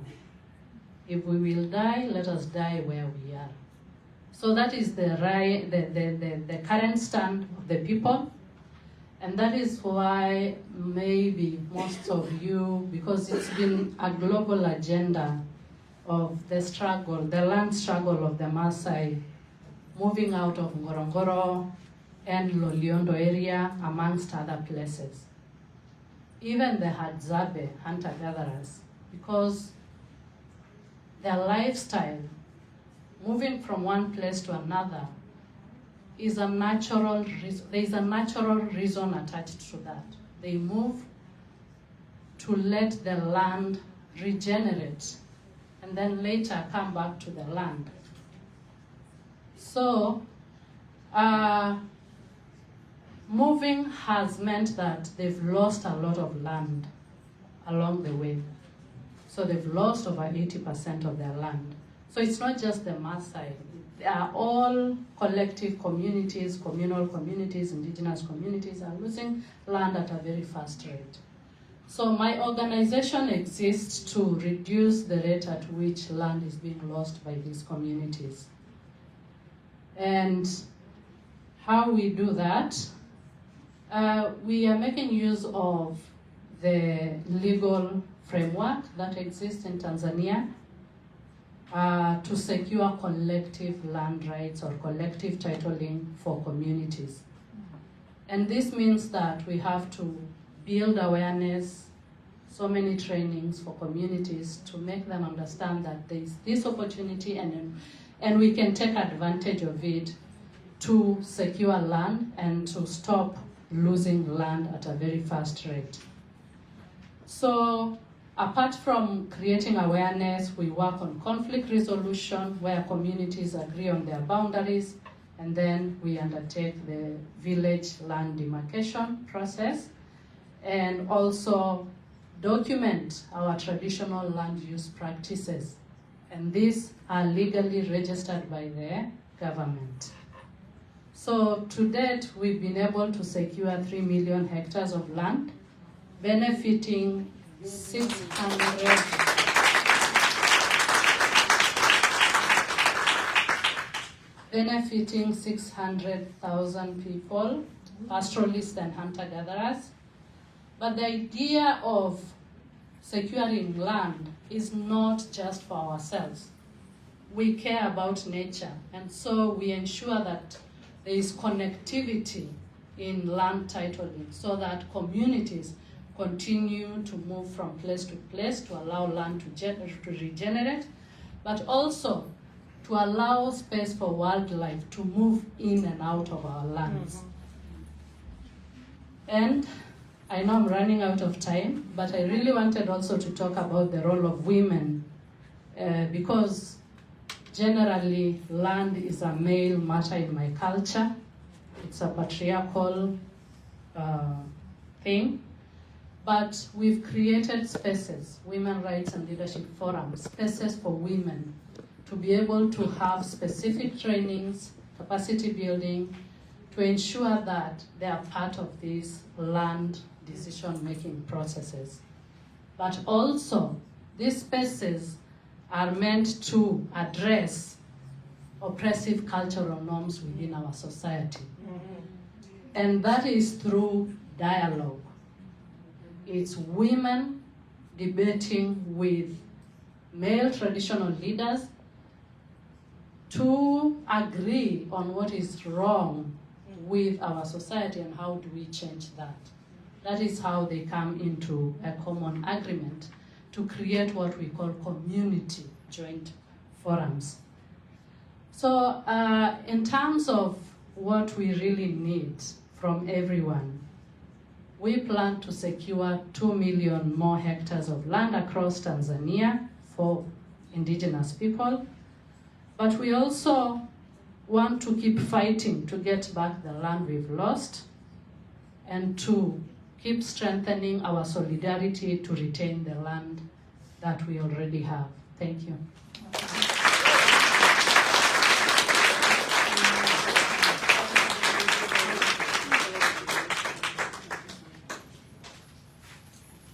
Thank you so much, and also for helping us to see the land where you come from and your people. It's really beautiful to hear, and thank you for fighting so hard and winning. Yes. May you keep winning. Thank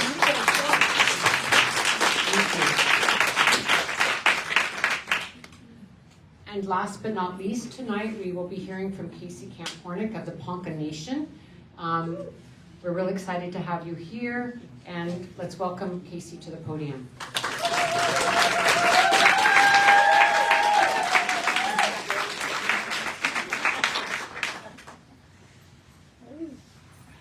Well, I sure love you guys.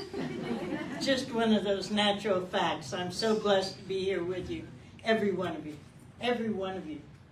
and your families and your loved ones, and the piece of earth that calls you home, and your water, and your breath, and your spirit, and your age, and your people, and all of us together and the capabilities of all these incredible women and what they offer to us. I was going to do one of those things where I was going to say, I hope you elders will overlook me, and then I realized I'm it. So, as your elder and a member of the Ponca Nation of Oklahoma, and the mother of 4 adults, one of whom just recently graduated from MIT. That's my matriarch in training.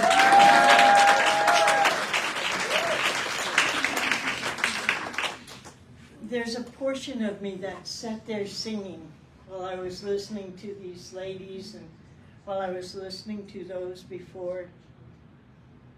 When my mother came to me in a dream, when I saw a picture of my great-granddaughter and my great-grandsons, and my babies out there playing shinny, which they do every Sunday of the springtime after the equinox to bring in the next year. And a song came that wants to be sung, and I wanted to offer that to you all. And it's a very simple song. In the Ponca words, it says, all that means is, my mother, you're good. That's all. And that is the mother, that was our physical mother, and her mother, and the grandmothers. And it's also all of our males that are in here. Because this is about rebalancing. This is about recognizing the duality of the universe and the manner in which the great mystery has imbued us with both the male and the female portions of ourselves in balance. And that's what we're seeking right now. We're thinking about our mother, the earth. I think that when I hear the stories that come from everyone here and our connection to her and our connection to the water and the thunders and the lightning, the fires that the men care for, that this song belongs to all of that and so much more than I can ever express. So I'm just going to ask you, as I sing this song, reach inside yourself and love yourself, because that's the very first thing we're taught as Ponca, is that you have to start your prayer with yourself inside you in order to have the strength, the clarity, and the goodness to reach around and pray for all that is. Hey now, hey now, Danny. Hey now, hey now, Danny. Hey now, hey now, Danny. Hey now, hey now, Danny. Hey now, hey now, Danny. Hey now, hey now, Danny. Hey now, hey now, Danny. Hey now, Danny. Hey now, hey now, Danny. Hey now,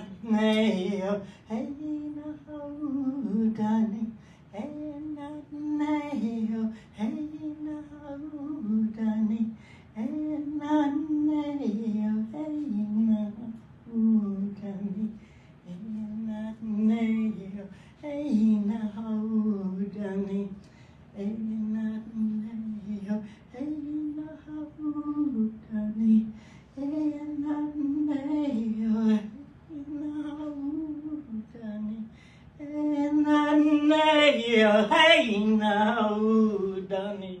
Hey now, Danny. Hey now, Danny.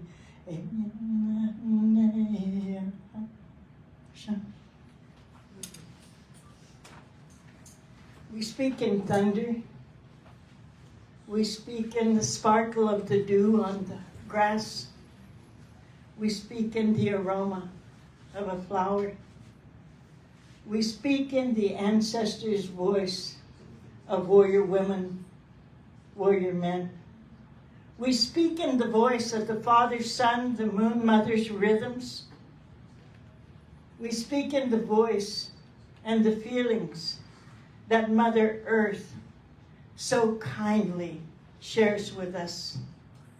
Listening to all of the women talk just reminded me of so many portions of Mother Earth that we're all being part of right now. When we come into these spaces that they call the United Nations, that's us. That's us. They've got some silly people in suits. It was really kind of comical today to look, because we ran into a covey of them.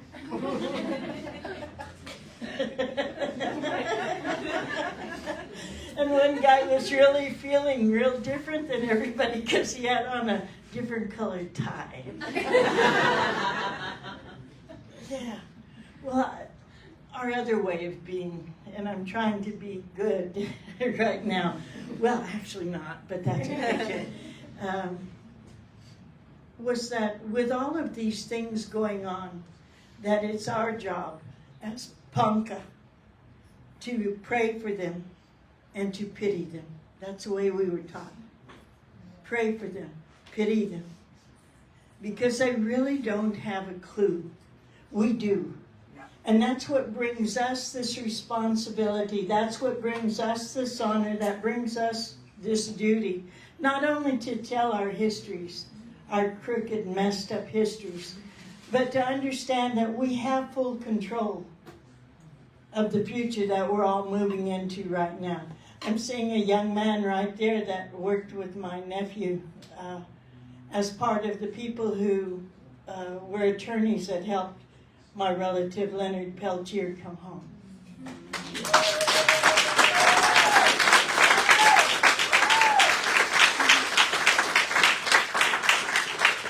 And at the same time, it brought me memories when I watched him walk in of the times of Wounded Knee in 1973.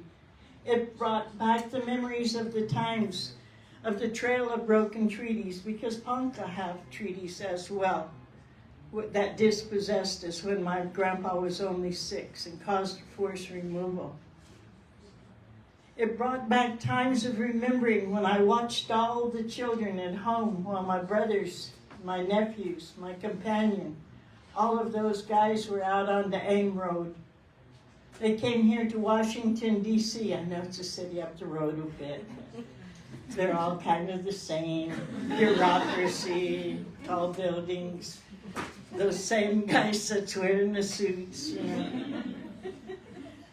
And they took over the building at that time, just like we did in Oklahoma, just like we stopped forced sterilization where we lived. Just like we took over the educational system and brought it back within the bounds of the Native parents that wanted to have a different way there. And so we created programs there. Now that same school in Oklahoma is looking to have a Bible in every school. So there's also that rhythm that is part of what we're experiencing right now. There was this really funny, fuzzy-haired guy, and they called him Albert Einstein. And he talked about the theory of relativity, just like we talk about being relations to all and understand. For every action, there's an equal reaction. We're in a reactionary moment right now, where we have had these just weird people with weird thoughts that have no connection to Earth, and they just keep on getting in these rockets and heading up, you know. And we keep hoping they just continue.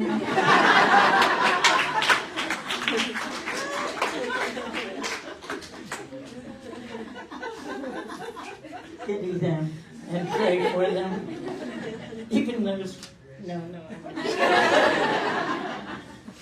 We'll stop there. My daughter and I decided we'd go down and support some non-GMO trees today. I invited Crystal and Jason too, but they wisely did not come. We walked down the road down here and about 2 blocks, and we stood there taking pictures with our signs, and Gloria was there, and we walked back into the UN spaces to tell you where we are, to just reinforce where you are. We're sitting down having something cool to drink downstairs, and a lady in a uniform, a woman of color at that, walked up to us and said, were you guys out there protesting? We looked at each other. And my daughter said, oh, we were walking by, we had some signs, you know, that they handed us. And they wanted the sticker off my thing. And she said, you know, we have cameras everywhere, we saw you. Wow. Yeah, I was trying to think, you know, we've got one more gig to do tomorrow. Do I mind getting my badge jerked? Will it make better news, you know? So we can get this show on the road about what is Indigenous leadership in this time that they call climate change, in this time that we knew and we were taught when I was young, called the purification.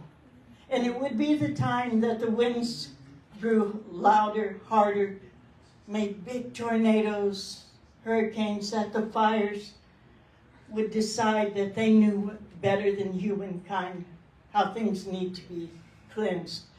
That the water herself would begin to show people just how precious she is. And that as much as she wants to share her spirit, maybe you're going to have to deal with a drought. Maybe you're going to have to deal with the flooding that's going to happen. Maybe Mother Earth, in her impatience for us to get it right because she loves us, she's nurtured us unconditionally as human species. Maybe it's that impatience in her that is coming through everybody here right now, saying, get it right, get it right, get it right, get it right, call it what you want to call it, get it right. Because your species is about to go extinct. So we call it rights of nature. We call it a thing that connects all things, understanding that, again, so simply, if you ate, what did you eat? That's part of you and you're part of it, and you made a relationship with it and all of its family and all the offspring it's going to have in the future. What did you drink? Are we sharing the breath with one another that was shared millenniums by all the green things and the corns? All the relatives that have their roots in the ground. All these right here. Well, yeah, that's us. That's us.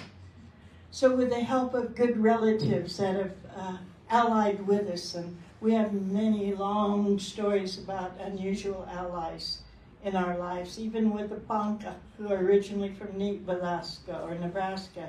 The Mormons came through. Well, my grandpa ended up with 4 wives, but I don't think that's where he got the idea. I honestly think that was an old tradition that worked real well in our nation. I don't know. Until my grandma decided she didn't particularly like it that way.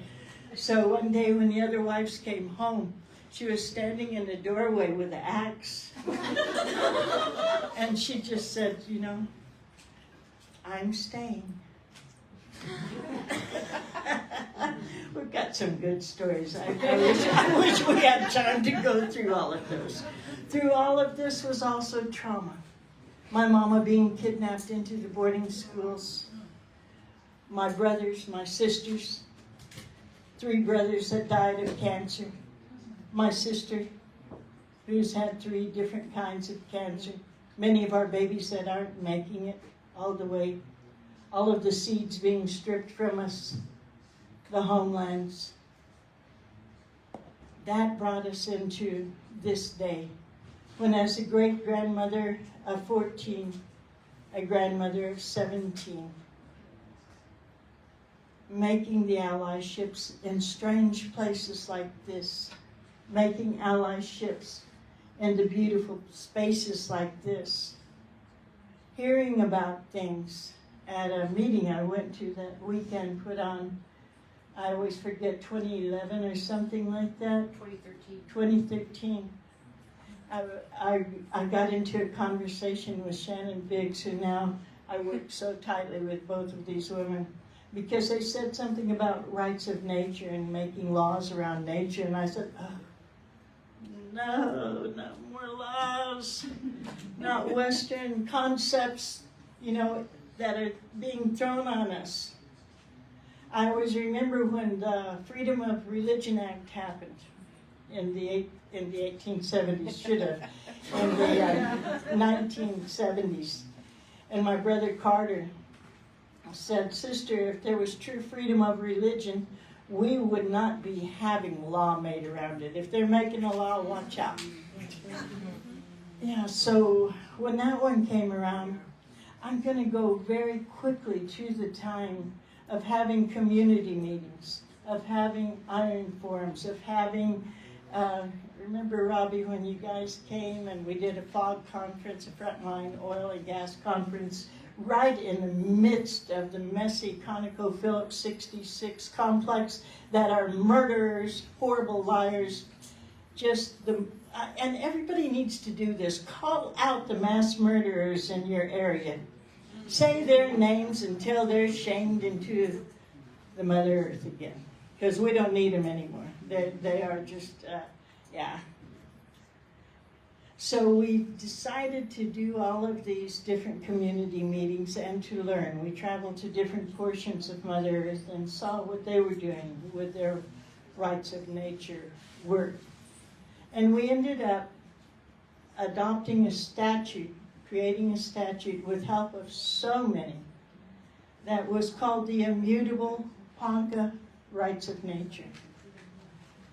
Yeah, and that became kind of a lodestone for us. We still have jurisdictional problems with it, but that happened in 2017. Simply recognizing the natural laws, simply recognizing what already exists and putting it into a Western law concept that had the ability to go into a different space than we've ever taken them. And we said, you know what, we're going to prosecute the heads of those corporations in our courts. Not the pitiful people that are on the bottom, but those. That's a just transition.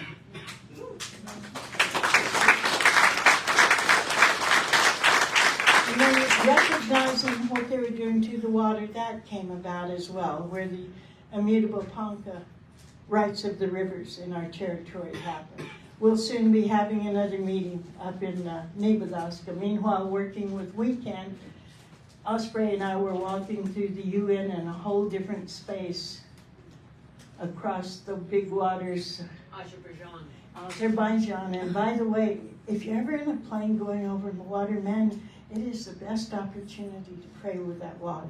Just, yeah, really pay attention to that. And while we were walking there, we were talking about what climate change was doing in terms of the gigantic hail in Oklahoma, the big tornadoes we're talking about. And she said, how did your people live, you know? Because we're plains people, she assumed it was teepees, because that's what we see nowadays. And I said, we used to have earthen lodges.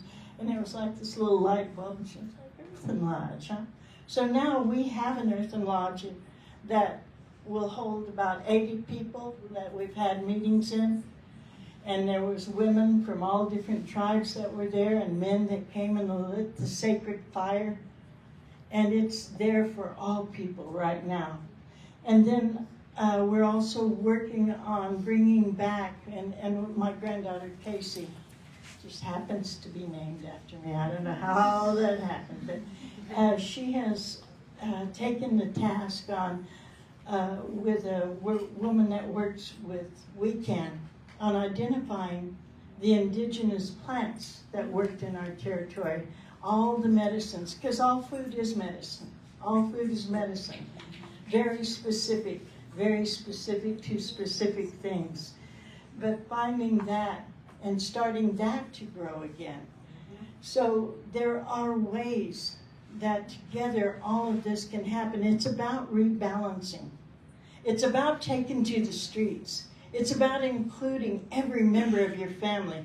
I can tell you each and everything that my sons and daughters have done on their own. Well, not all of it, though, come to think of it. Some of it, oh, never mind, we won't go there either. And my grandchildren, and my great-grandchildren. You know, I was having my baby girl, her granddaughter, say, happy spring equinox, and every time she'd say it, she'd pump a fist in the air, you know, because that's where she's growing up. We all have to have that power and that strength, and we have to exercise it. There's a few of them over there.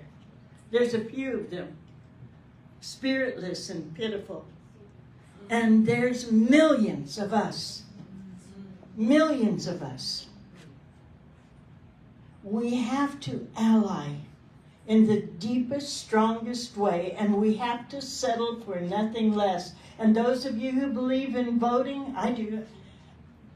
Somebody put this orange thing in the office up here, and they call him a leader, right? Well, we have a choice in that as well. We honestly do. But that means we have to do something. We have to do something. We have to do something. Everybody has to do something every day, many times.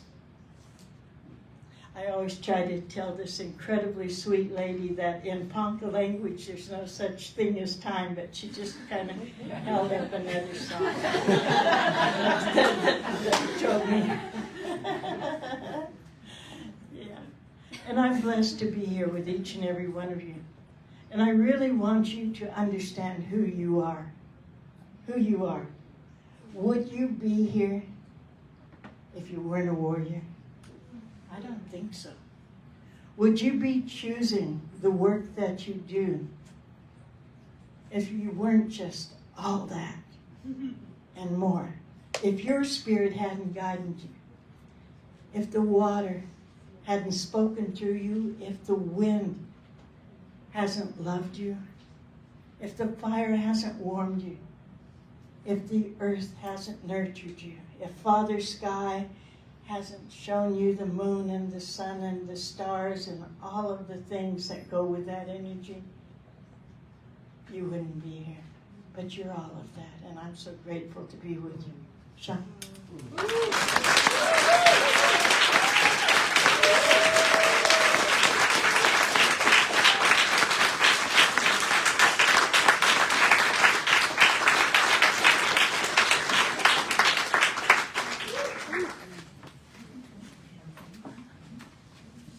What can I say? Casey Camp Hornet, Ponca Nation. Thank you so much, Casey. And we want to close with a video from the Ponca Nation with the Earthen Lodge. We thought that would be a good way to close out the short video, what Casey was talking about. And then when the video's over, we're going to just have some time to, I'm getting messages from here from our communications coordinator. We're going to get some photos with some banners in the front of the room. And people can hang out for a while. What time is it? Okay, great. So there'll be like a half hour. We can just network and be together. There's some food in the back. But we want to have people just get the energy and feeling of this beautiful lodge. If you could go ahead and show that. It's okay.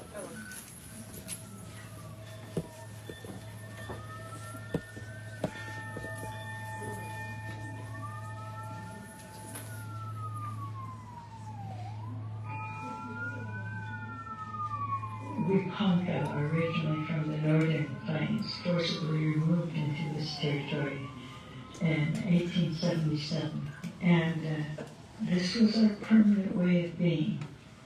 This Momite, this woman's home, this lodge, is a place that has never existed in this form, in physical form, in this southern Ponca life.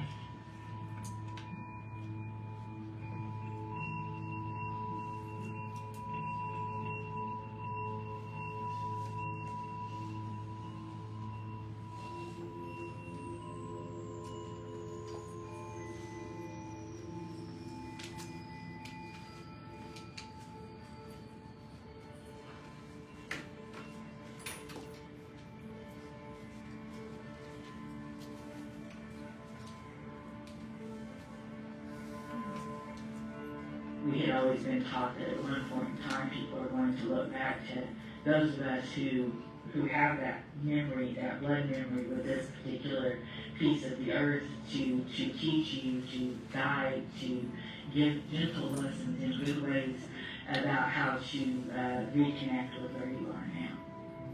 This whole area around here, just within an acre or two, is going to feed so many. It's going to take care of so many ceremonies will help us to become whole again.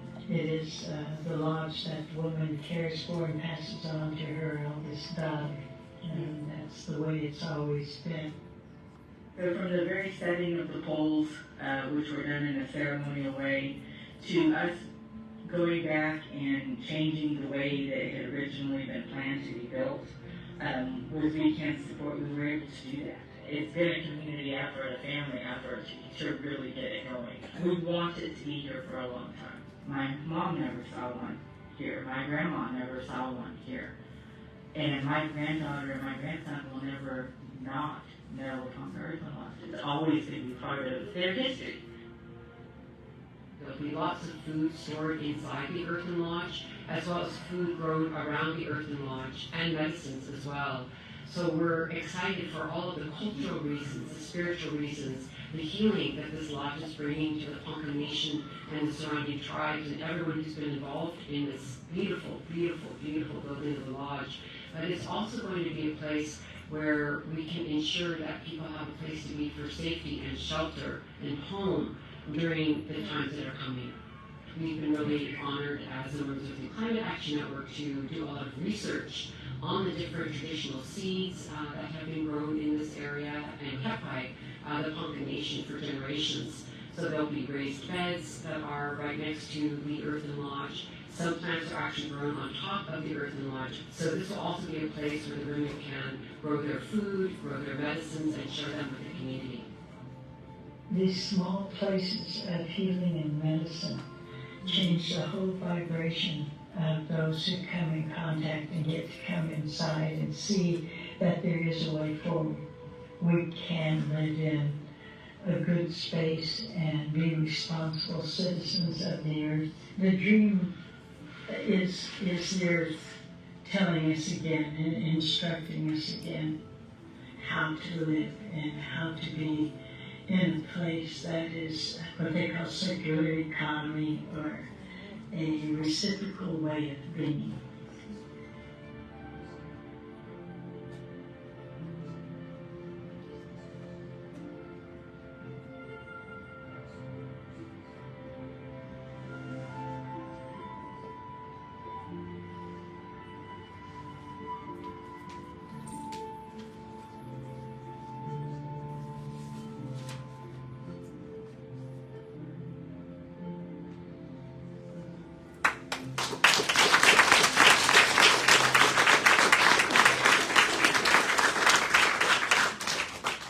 So that concludes the formal part of our program. I cannot thank these women enough. The first panel, the second panel. I think the most important thing I could close with is to say Indigenous women are leading the way. Let's listen, let's support, let's uplift. Thank you. I love you all. Thank you to the audience for coming out tonight. And let's move on. As Casey always says, warrior up. Time to warrior up. Let's go. Thank you.